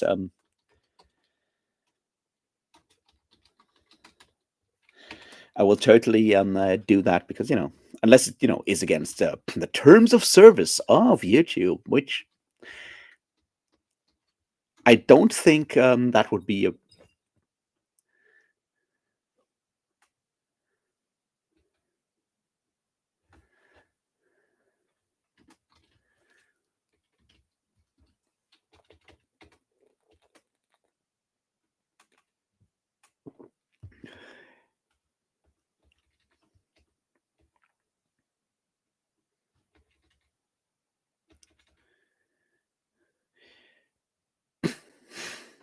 No, also it didn't show.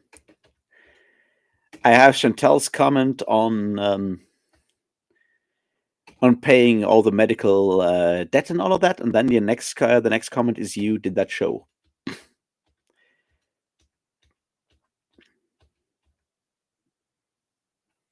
So yeah, it didn't show. I am sorry. So in this case, yeah.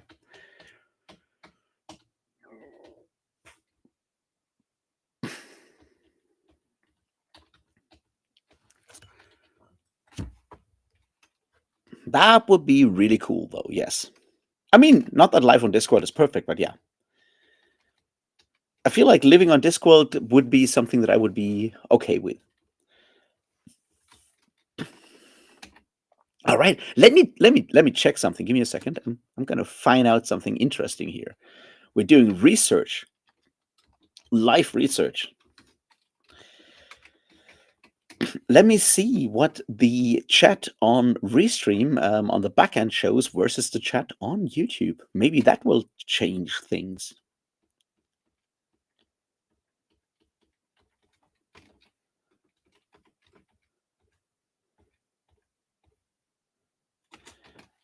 Here we go. Unread unread messages.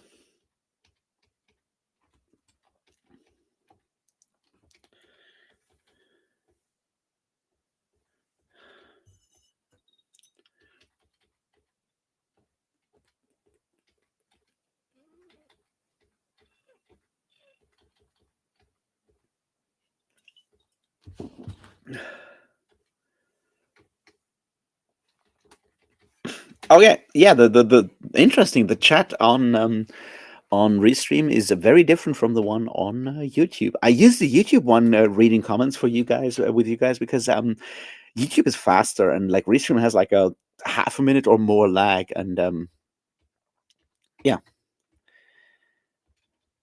Apparently I missed stuff. Ah,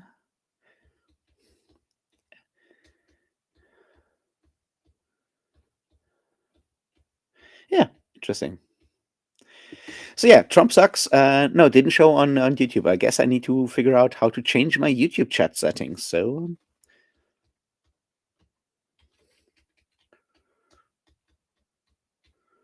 now that we figured that one out,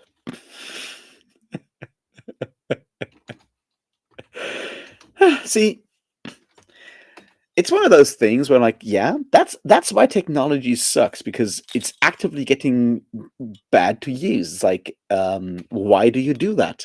Why do you think that's a good idea of sort of like suppressing messages depending on settings and whatnot? Like, why? Or even if you do that, if you have that option, which sure, why not?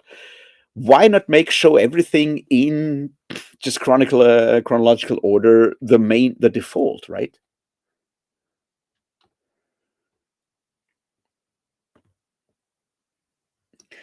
German law does not prohibit making fun of the orange one. No.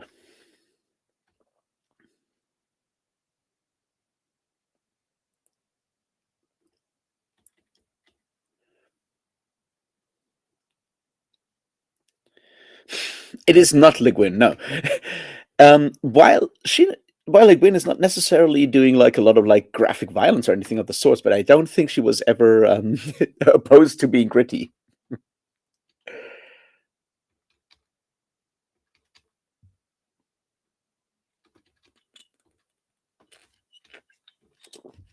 Now that's once again like this is super fascinating that the chat is different, and as I like just make the show everything in chronological order the default, and then can people can still sort of customize it if they want. That it, yeah. Anyway,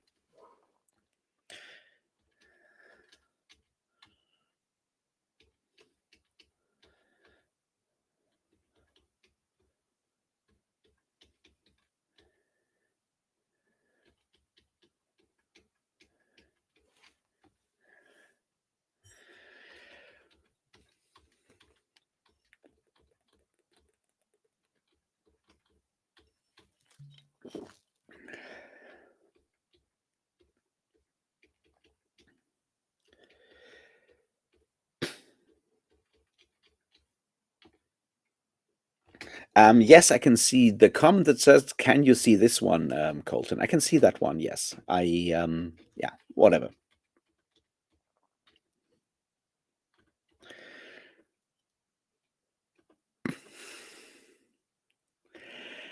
Um, yeah, that's the thing. I read those. I read those things that Abercrombie links. There's one in there that I think is really good, and that's the one about the first Mark Lawrence one, Prince of Thorns, is which is something that someone links in. So it's like two links beyond what Abercrombie does. Like Abercrombie links to like two or three posts in that post, and one of them links to a review of Prince of Thorns by Mark Lawrence on the Nerds of a Feather website. Which, if you are not reading their stuff, or at least like looking on, like checking what Nerds of a Feather is doing from time to time, you are missing out. They're really, really good online, like website, online magazine, web scene, whatever you want to call it, for all things fantasy and science fiction and other nerd stuff. So yeah, they have like an incredibly good like takedown of Prince of Thorns that is just like really good, and I highly recommend you read that because yeah.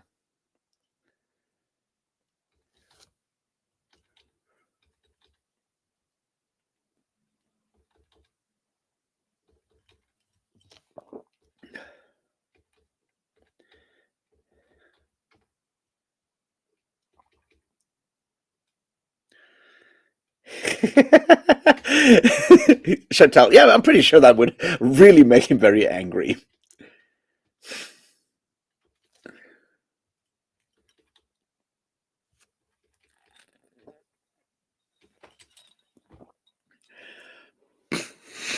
But yeah, it's weird this this chat thing. Anyway, so I apologize, Colton, for not taking your dare. If it was about raw dogging, then it's a term that changes all the time. But the basic thing is not using a condom, basically, right? And if that was the thing you needed to have explained, then I don't think that is bad to do on a educational live stream. Now you've learned something. That's how education works. Because I can't teach you how to learn stuff, but I can teach you stuff, right? No,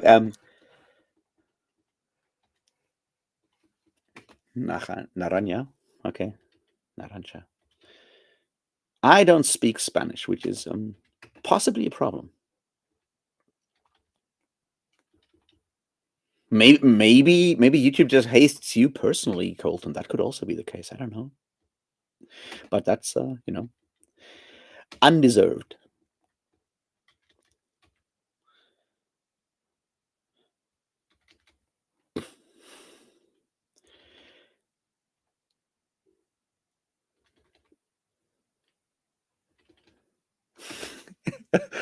Yeah, I mean, I wouldn't call him a dark lord, but a stupid one, definitely. But I think, I mean, to be fair, right? Like the orange one, I don't know where I first read it, but yeah, I agree. Also, I don't think you were the first person using that. I mean, obviously, Orange Man Bad is something that we've all read, heard, listened, and say for before, but yeah, certainly interesting to see where things are going in the next couple of weeks, to see how many of those of his decrees will stick and how much stuff will get through. But yeah, not a good time.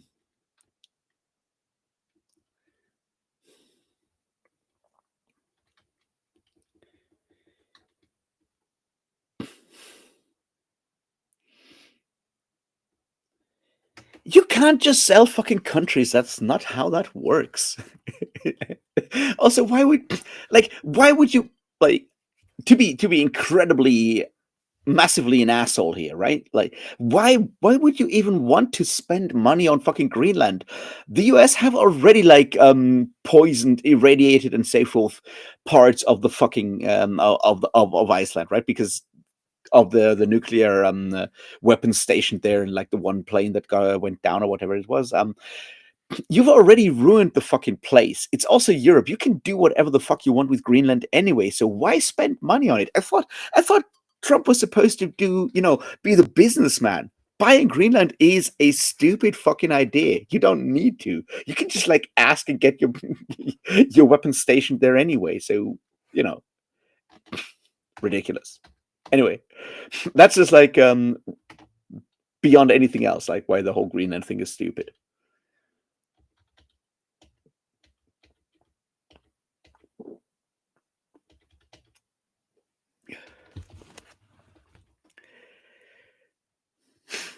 Oh, nice. Where are you planning to move, oh Demidrek?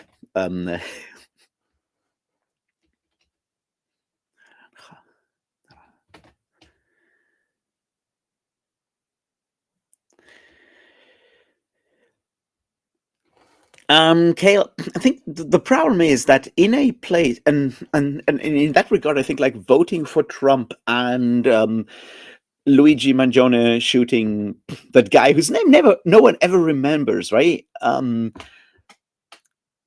guy from the healthcare company, right? They kind of come people voting for Trump and Luigi shooting that guy. They kind of come from the same place, though, right? It's that point where you realize that the world is fucked and the system you live in is really fucked, and there's like no good ways out. And at some point, you go like, yeah, fuck it. I'll just like take the whole thing down, and that's an avenue that leads to terrorism of one sort or another. And no matter my thoughts on personally my personal thoughts on assassinating CEOs or whatever, right? Doing that is a form of terrorism, right? The same way that voting for Trump is a form of terrorism, because what you do is yeah, it's a form of terrorism, is what I would say. And I think they come from the same sort of like place of despair, of understanding that the world is just fundamentally broken and clearly nothing works except for like radical like forms of destruction. And that's a level of fatalism that I think 50, 60, 70 years of, well, I mean, okay, let's be generous and say like 45 years or 50 years of neoliberalism have led us to that point where a significant number of people are fatalistic enough to go for violent solutions, and voting for Trump is a violent solution. It's not actually picking up a gun, but it's certainly still a violent solution to vote for the guy who promises to then do violence on your behalf. And I think it's fucked up, but I think that's like at the core of it in a lot of ways.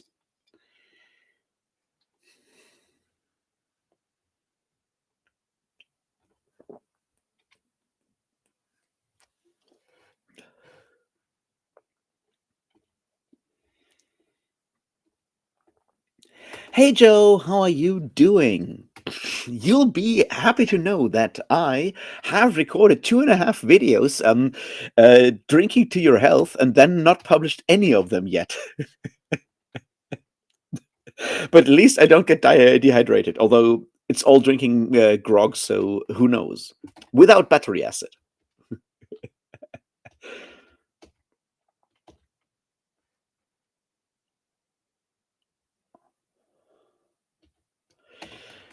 Um.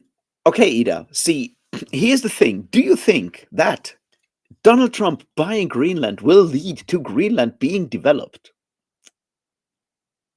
Because you know, beyond anything else, I'm pretty sure that's not going to happen. Also, people in Greenland will lose all healthcare options, I guess. So yeah, no.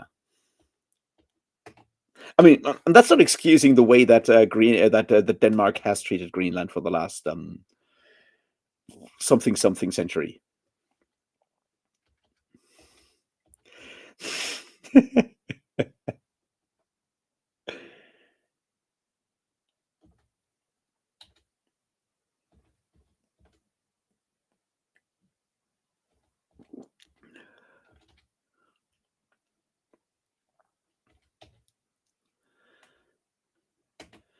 Okay, so either Switzerland or France. I mean, I guess technically what I would do in I mean, it doesn't make that much difference, I guess, because like living in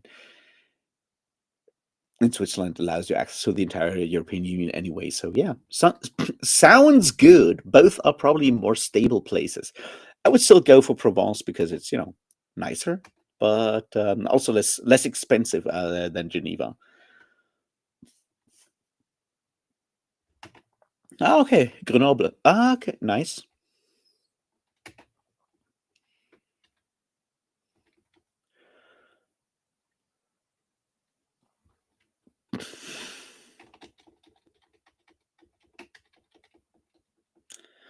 I have no.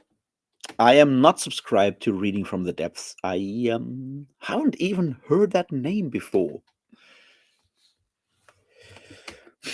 I I could never do that. It's see, this came up earlier today when like on the the fireside Discord when Mattia was like, "Don't be angry," because being angry is bad for your health and all these other things, and we can't change things. Like no, like I'm too involved. Like I will always be mad at people, at the world, and want to change the world.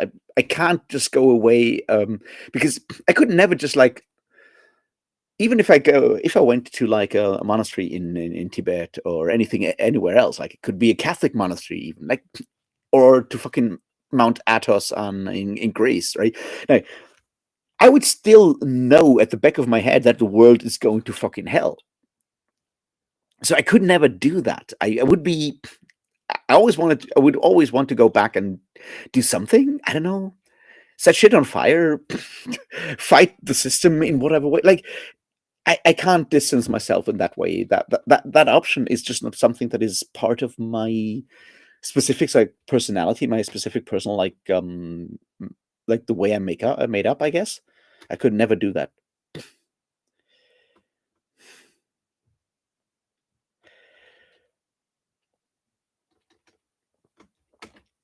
Yeah, but I totally get you there, Britton. It's like there are certain aspects that are relatively deeply baked into like human nature in a lot of ways that you need to take into account. But you can still, and I think that's part of what like I would argue makes us human is that we can see this and decide to still do better because we can. That's part of the idea of like having a consciousness, right? Like having consciousness and having, if not free will, because it's not the kind of debate I want to get into tonight, right? But the fact that we can decide dis- to do better, right, is part of what makes us human. And to bring this back to Christianity for a moment, right? That's like the fundamental thing that Christianity brings to the table compared to a lot of other like older religions, right? The idea of turning your other cheek is that's a choice you can make, and that's exactly that thing. Is like go like, well, I can decide to do this, even though it may not be rational choice. If we go like all neoliberal, like we're all like homo economicus, and we're all doing maximizing our benefits and so forth. Turning the other cheek is not the right choice. But you can do that, and that maybe in the long run that's actually the better idea. And I think that's something I firmly believe in. And even though I'm not, I believe in Christian, I think having the option, having the ability to decide to do what I think is better, even though my instincts tell me to do the other thing, even though rational choice models tell me that's the wrong idea, but like going and doing it anyway because I think it's morally the correct choice. That's key to what makes me human. What makes all of us human is that we have that ability, and sort of like abdicating that option, whether it is because you go like full on, Mises and motherfucking neoliberal, or you go like there's no free will, we're all just machines, and going down the R. Scott Baker route, I guess, feels like giving up. And that's not something I like. I hope that makes sense.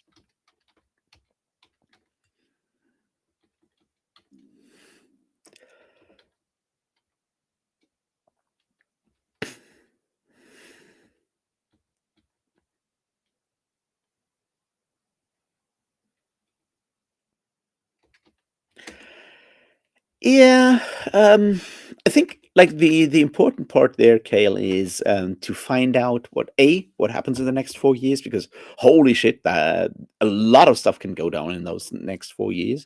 But it also kind of depends on whether Trump is still alive in 4 years. Let's not forget that motherfucker's old. There's a chance he'll just like have a heart attack next tomorrow and just die. That is an option. I'm not sure if that's going to make things better. I somehow doubt it. But the question is like, what happens afterwards? Because I mean, JD Vance is not exactly a popular guy, right? So even if, say, Trump reigns until the end of 2020, reigns stays in power until 2028, right? Is there someone who can take up after him that is actually, has the same sort of like power, like personal, like charisma, whatever you want to call it, right? I don't know. But that's I guess like one of the key questions, or the question of like whether he just like goes like, nah, fuck it, we'll do like a more of Trump. I don't need to step down after 2 times. Why not? So who knows? I think the main point is like, and I agree with like people like, I don't know, Margaret Killjoy and a lot of like anarchists on that. Is like the main thing is to build networks of local support, of mutual support in your home, in your own, in your community, and so forth. Make sure that you're cool, that you're safe, that you have people that will help you if something goes wrong, that you are able and willing to help people around you if something goes wrong for them, and build up sort of like these sort of like networks of support around yourself at on like a local and regional level, because that's something we all can do, and something where we have like a actual influence, like until until the midterms at least, right? There's not much you can do on the national level when it comes to politics, but you can do stuff on your own, like I don't know, work for food, do stuff at food banks, do help, like the food not bombs guys, help people with that kind of stuff. Make sure you have people around you that will help you, and make sure those people know that you will help them if they need your help then. And that's something we can do, and it's also like super powerful because doing something feels good. Helping someone feels good. It's one of those things that I think is often underestimated. Is like how much actually helping someone, doing something, seeing an actual effect of what I do, what you do, what we do. Right? Like, that gives us a feeling of control, in a world that is mostly beyond our control. Right? It's like the same way that say going to the gym is something that is can be helpful for like self-esteem and mental health issues in a lot of ways, because it gives us at least a semblance of control in a lot of ways. Like, you go to the gym every week, you can see numbers go up by simply by you doing the thing, right? Like, by you can run longer if you do that every week. You can lift more if you do that every week. It gives us a feeling of control, and helping other people and seeing the effect of our help is does the same thing. It gives us a feeling of having agency in the world, and that's a good thing. Period. And that, I think that's just something we need to do.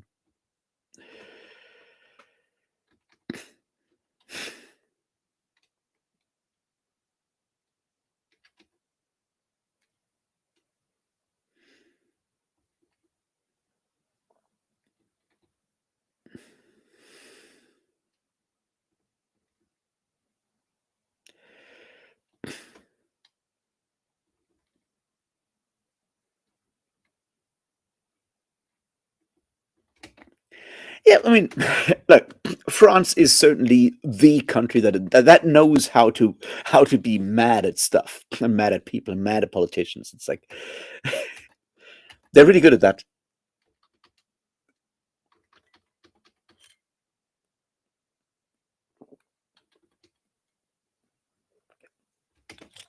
All right, Colton, see you around. Possibly tomorrow, possibly some other day. Thanks for hanging out. I appreciated that.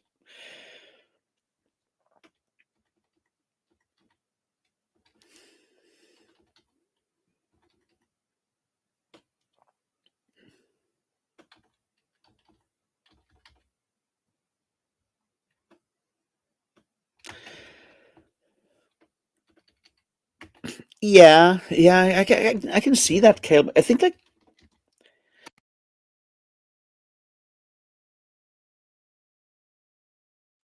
capitalism isn't really working that well anymore, right? It's not doing it for enough people for it to just keep going, and we need to find some way around that. And that means either, doing something completely different, or finding ways to adapt, rein in whatever change capitalism as the system that we live under at the moment, to once again have like the majority of people going, well, yeah, this is fine.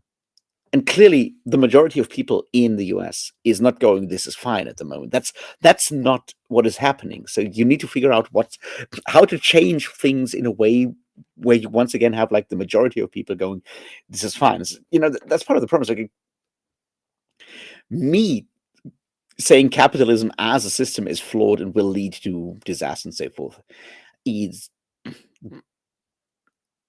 just me. During, say, the 60s, 50s, 60s, 70s, clearly the majority of people did not feel that way. And there's like no big conspiracy. Obviously, there was, panic against communism and all that stuff, but like, for the longest time, of people in the Western world felt that capitalism actually was fine, and that has changed. That is gone.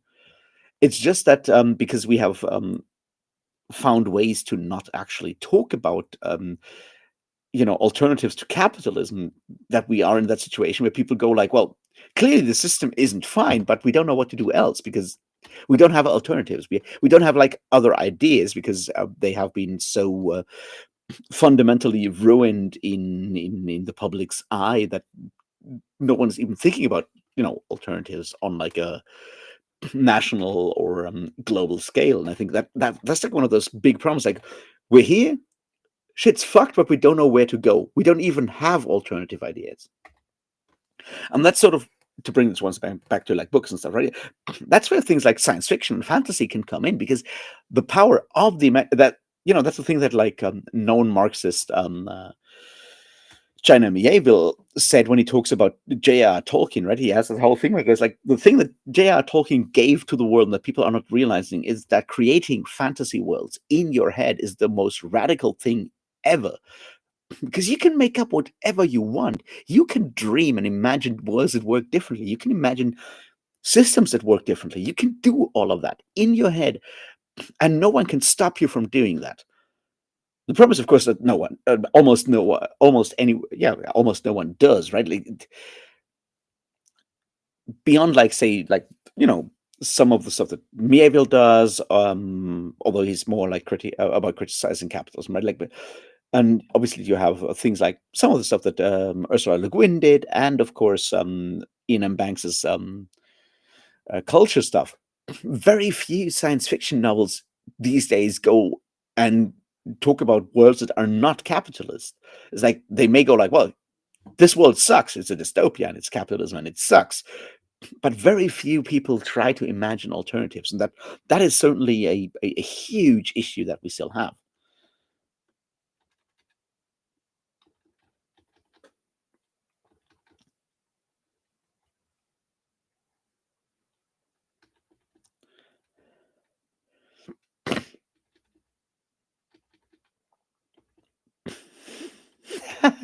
Exactly. It's Sunday. I think Sunday drinking at 10 a.m. is totally fine, Kale.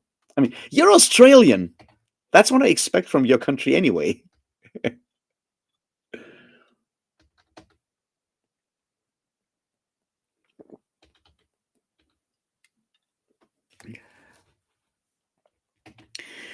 The thing is, Britain, he said both, and he's right with both. Like that's the point. Like both things can be true at the same time, because I read both. They're like two different essays, and he said like the radical thing of Tolkien's is that, and the problem with the anal wort of fantasy is, of course, the thing that Moorcock also said is like, y'all are trying to just like copy Tolkien without understanding what Tolkien does and without putting your own thoughts into it, and that's bad. And I mean, I do personally appreciate the way that Terry Pratchett like phrased the whole Tolkien problem, where he said like Tolkien for fantasy is like postcards, Mount Fuji in postcards of Japan. It's like the only time you have a postcard from Japan that does not have Mount Fuji on it is postcards that were like pictures that were taken from the top of Mount Fuji of the rest of Japan. And it's like Tolkien's the same thing. It's like the only time you have fantasy that is not showing a reference to Tolkien is when you're basically Tolkien. Which, once again, it shows you how Terry Pratchett is just like incredibly smart person, and understands how to put stuff into words in a way that I don't.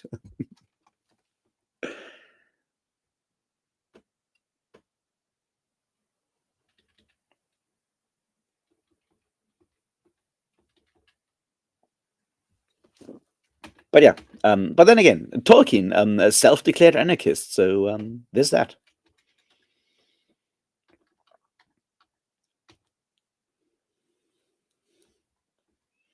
Yeah, and see, like syndicalism is still like a valid way of running, say, smaller communities and so forth, and trying more of those kind of ideas is certainly worthwhile, and both in you know in practice out in the world right now, but also imagining more like worlds and societies that run on, like, say, syndicalist principles. We should do more of that, dreaming wide in sci-fi, and that's certainly something that we need to get back to, I think.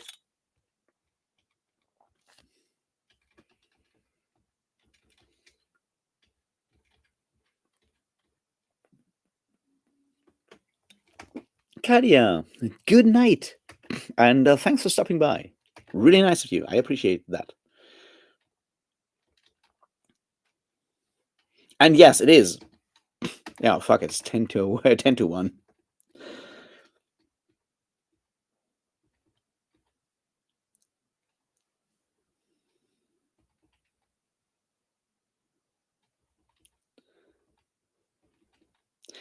Yeah, Britain, that is unfortunately true. Have you read Capitalist Realism by Mark Fisher yet? and see, that's like super interesting. And Goodreads has told me that you, Britain, are the only person that I know that I'm friends with on Goodreads that plans to read Red Plenty by Francis Spufford. So I hope you will. I'm reading it right now, and I'm certainly enjoying what he does, because it looks it's another approach of looking at that. It's like, what if that actually worked? Wouldn't that be interesting? And what went wrong and why.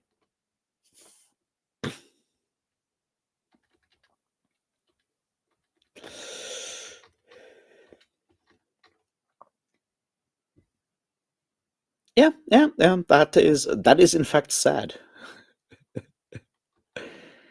Um, See, that's why, for example, I really enjoyed what Margaret Killjoy did with the sapling cage. Beyond all the other cool stuff that's in that book, but it's a world that is basically anarchist syndicalist, and it kind of works. Everyone's like, well, yeah, we got rid of the king, and since then we're just like running our stuff to on like a local level, and that's good. And we don't want a new king, which is why it's called Daughters of the Empty Throne. The empty is the key there. But then again, like the Sapling Cage is just like a really cool book, and I hope more people will read it. I know Bex read it and loved it, and yeah, maybe some more people will pick it up. And just like, even if it's naive in some ways, it's like we need sincere naivety in some ways, right? We need sincerity and people being willing to dream of like of better places, and just doing that is important. It's also very hard.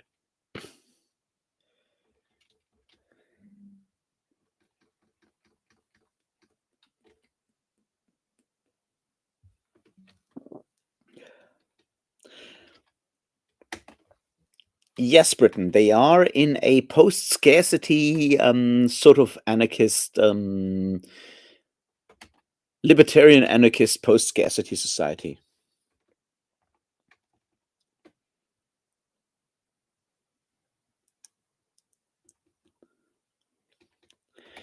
And then I mean, see, here's the point. Like the key thing with the culture of Britain is that it is post-scarcity, and capitalism only works if there is scarcity, whether it is actual scarcity or enforced scarcity, depending on what you're talking about. And in a world where that is no longer the case, where you are post scarcity, capitalism doesn't actually make any sense, because if the same way that it kind of works in Star Trek, right? Is like it works because there's no actual cost to it, to doing stuff, right? Like you can use your replicator to create food and all kinds of shit, because there's no cost behind that, because cost implies scarcity.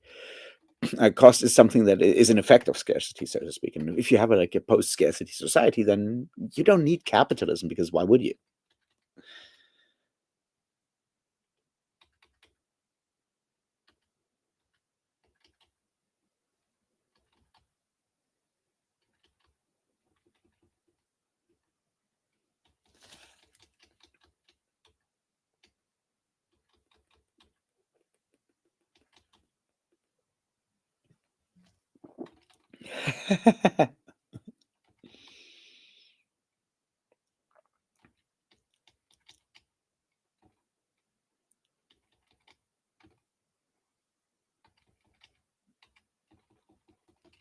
And so I'm trying to catch up to the whole chat thing here. Yeah, I agree. When you get hurt, you lose agency. The thing, like seeing things through agency or the lack of agency, is one of the things that I've realized. And it took me a while to learn that. It's only something that I feel is it's clearer when you. It's one way that I have understood like stuff through my around my disability, because one thing where you can realize like lack of agency, or where you don't have agency but other people do have agency. One thing where that is just like where you have like hard boundaries, where stuff is that disabilities are very clear at showing that, in a way that a lot of times in like general societal issues, you don't necessarily are aware of the fact that you don't have like agency, right? Like you go vote every 4 years, and that simulates agency. Do you have actual agency? Probably not. A lot of us kind of feel that, but only sort of vaguely, and we still do it and all that. But yeah, when you get hurt, you lose agency, and losing agency hurts.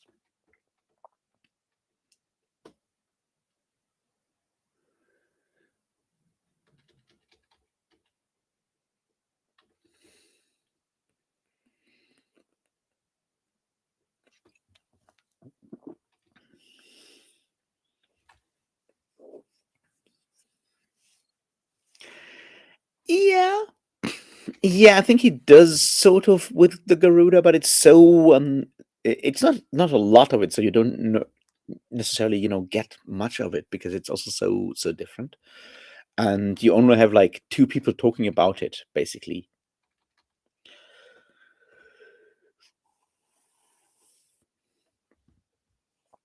I'm not a conspiracy theorist, and I don't necessarily. I mean, yeah, might be that they're building those buildings there, but both things can be true because people be opportunists, right? And places have burned down, so why not do it now there? You don't have to start the fire to still take advantage of it. I mean, that's kind of the point there. But like, I mean, we'll see, and certainly very fucked up the whole situation, and still not understanding what why why maybe understanding that climate change is a bit of a problem, right? It's like LA burning, and maybe that's just like me, but it's so bad that like every time there's a fire in California, I have like that song by Bad Religion stuck in my head no matter what I do. And that's like that song is like almost 20 years old by now, right? The hills of Los Angeles are burning. It's like, yeah, sad but true. Um, but you have Trump like leaving the Paris climate accords while there's a wildfire. Well, not wildfire. While there's like massive fires that are clearly a result of climate change. It's just like, yeah, but once again, it's like you see that, and you still have like a large part of like society going like, yeah, fuck yeah, because people are so frustrated by not having any control over their lives that they're going like, well, let's just like burn the whole thing down because at least setting that fire gives me like the feeling of control, I guess.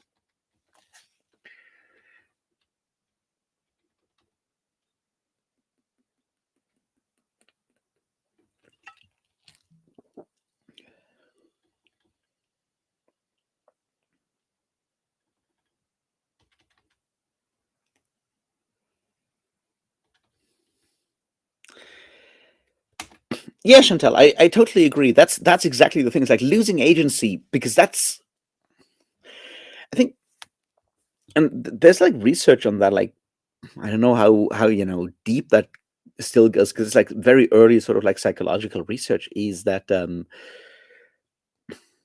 of the like the key developments for young children, like toddlers really, is the moment when they can when we discover agency. The thing is like when we realize that like doing something has a result, like whether it's knocking something off a table, using things to make noise and being able to do that gives us the feeling of having agency, and agency is so much the core of like of human personality, right? It's like we are like we have consciousness whether we want to or not, like we have an idea of a self, and having that connection of making a choice in our head and then seeing the world react to what we decided to do, what the idea of the self that we have decided to do, and seeing the results of that is so fundamentally part of like defining the self, that losing that level of control, or like having restrictions on our agency, is like basically like that strikes to the core of what makes us like human, what makes us people, that it is incredibly painful and incredibly hard to deal with. And I don't know how to do that. Usually I just get like very, very angry and end up hurting myself by ignoring like restrictions that I should probably pay attention to. And then I have to make like fucking pirate videos because I knocked out a tooth.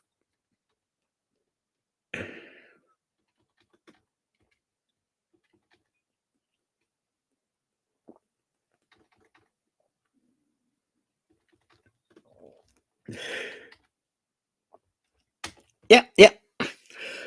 I think in that regard, you will very much appreciate what Death of the Author does, because there's a lot of that in there as well, which is what very much spoke to me. That whole like, I want to do that myself, and there's like a whole thing where because it's still like slightly near future sci-fi, even the larger narrative, right?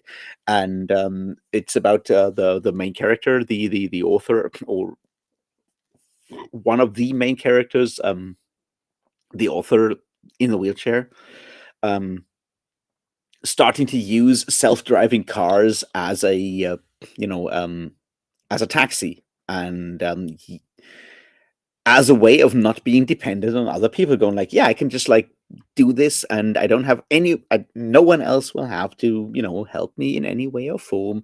There's no driver who will feel, even if I use like a human taxi, like a Uber or whatever, right? There will be someone who will interact with me, and sometimes I just want to be able to do something completely on my own without anyone doing anything around that.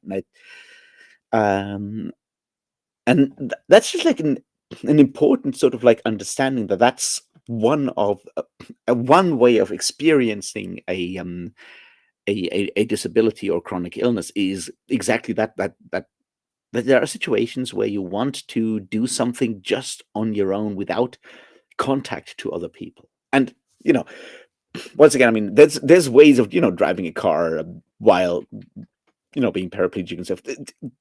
These things exist, of course, but the fundamental underlying logic of like being able to have like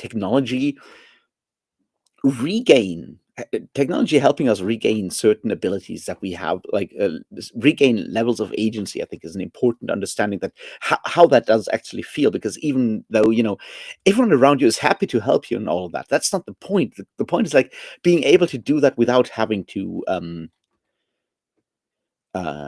impinge on other people's use of time, space, and world, and the world, I think.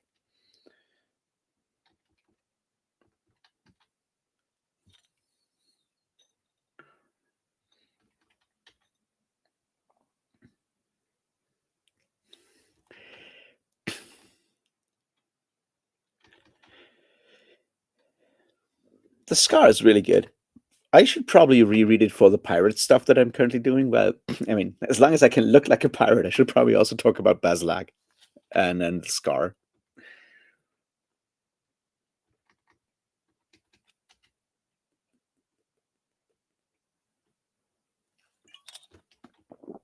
No, Angela did. I mean, I don't know what's going on with Angela. I think she had like all kinds of life stuff happening, but I mean, she generally stopped doing videos shortly after the Perdido Street Station thing, right? So maybe me doing a pirate video about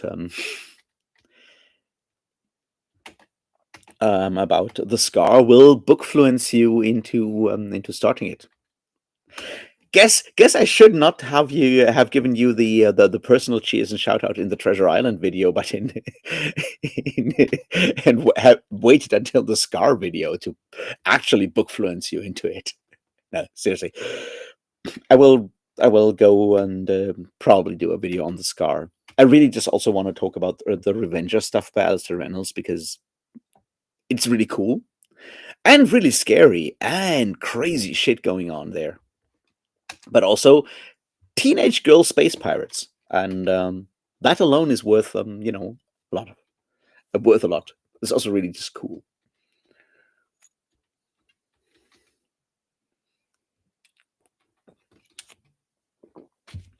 Everyone loves pirates. That's kind of the point.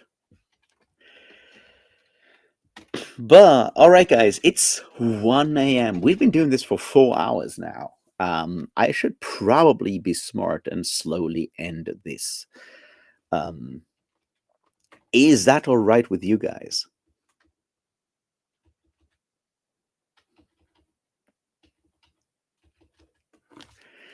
Because I've also run out of beer again, so I should probably just give it a rest at this point. I've certainly had a lot of fun so far, and maybe yes, Chantal. There's a series of like 3 books so far by sci-fi author Alistair Reynolds, and they're called Revenger, Shadow Captain, and Bone Silence, and they are about teenage girl space pirates. Um, they're really cool, and it's kind of the kind of the way he set up the world is that you have a lot of like spaceships, but those spaceships don't have like rocket drives or anything of the sorts, but they have like these sails that use like the solar winds to navigate between different places around that one specific sort of like in that one specific like star system, right? Um, which allows him to do all the good old pirate sailing ship stuff, but in space. And there's like the first book starts with those they're twin sisters, and they basically get sold. Not sold, but hired out or whatever by their father because everyone is super poor to become communicators on one of those ships. And a lot of these ships go to like all these different like habitats and dig for antiquities because it's like a super fucking in the future like old star system. So you have like had like multiple civilizations, multiple spacefaring civilizations in the same system, right? And right now, everyone is just like going to these different moons and habitats and so forth, and just digging up old technology and selling it to people. And one thing they do, and that's like super fascinating, is or creepy or weird, is that they communicate with each other by skulls, by bones. So they have these aliens, these weird alien skulls from whatever weird alien species, and they have these skulls, and those skulls have like some sort of like no one understands it, right? They have like sort of like a form of telepathy kind of thing that people can tap into. So you can use if you have a skull, you can tap into that skull through like a headphone through headphones, basically like radar or whatever you want to call like a bit like wireless communication to someone else tapped into a different skull. And that's what you can do. And that's the thing is, however, that you need to be that only children can do that. And as if you grow older, fully adult, basically, and your brain stops developing, you lose the ability of listening to the bones, basically, to the skull, which is really cool. And that's where those two girls start on like a ship that is basically just like a merchant spaceship traveling between different planets and transporting stuff, and then they get attacked by pirates, and one of the sisters gets abducted by the pirates, and the other one survives and tries to get her back, and stuff happens from there.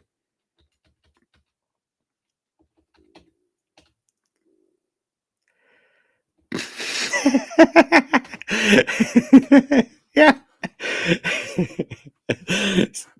That's very good, Ida. I don't know half as you, half as much as I like it. Yeah.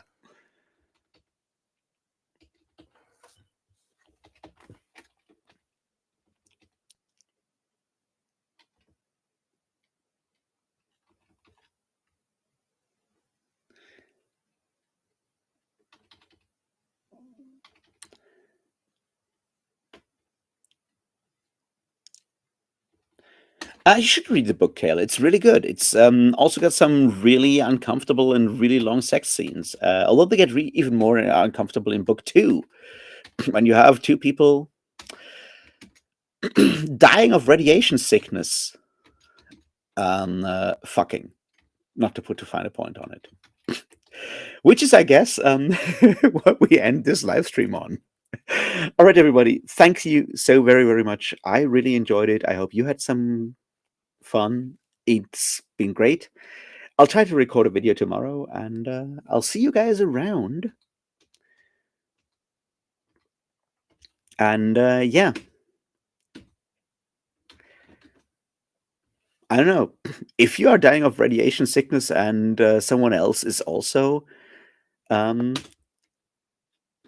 really sorry. Also, if you can still get it on, then I don't know, get it on, I guess.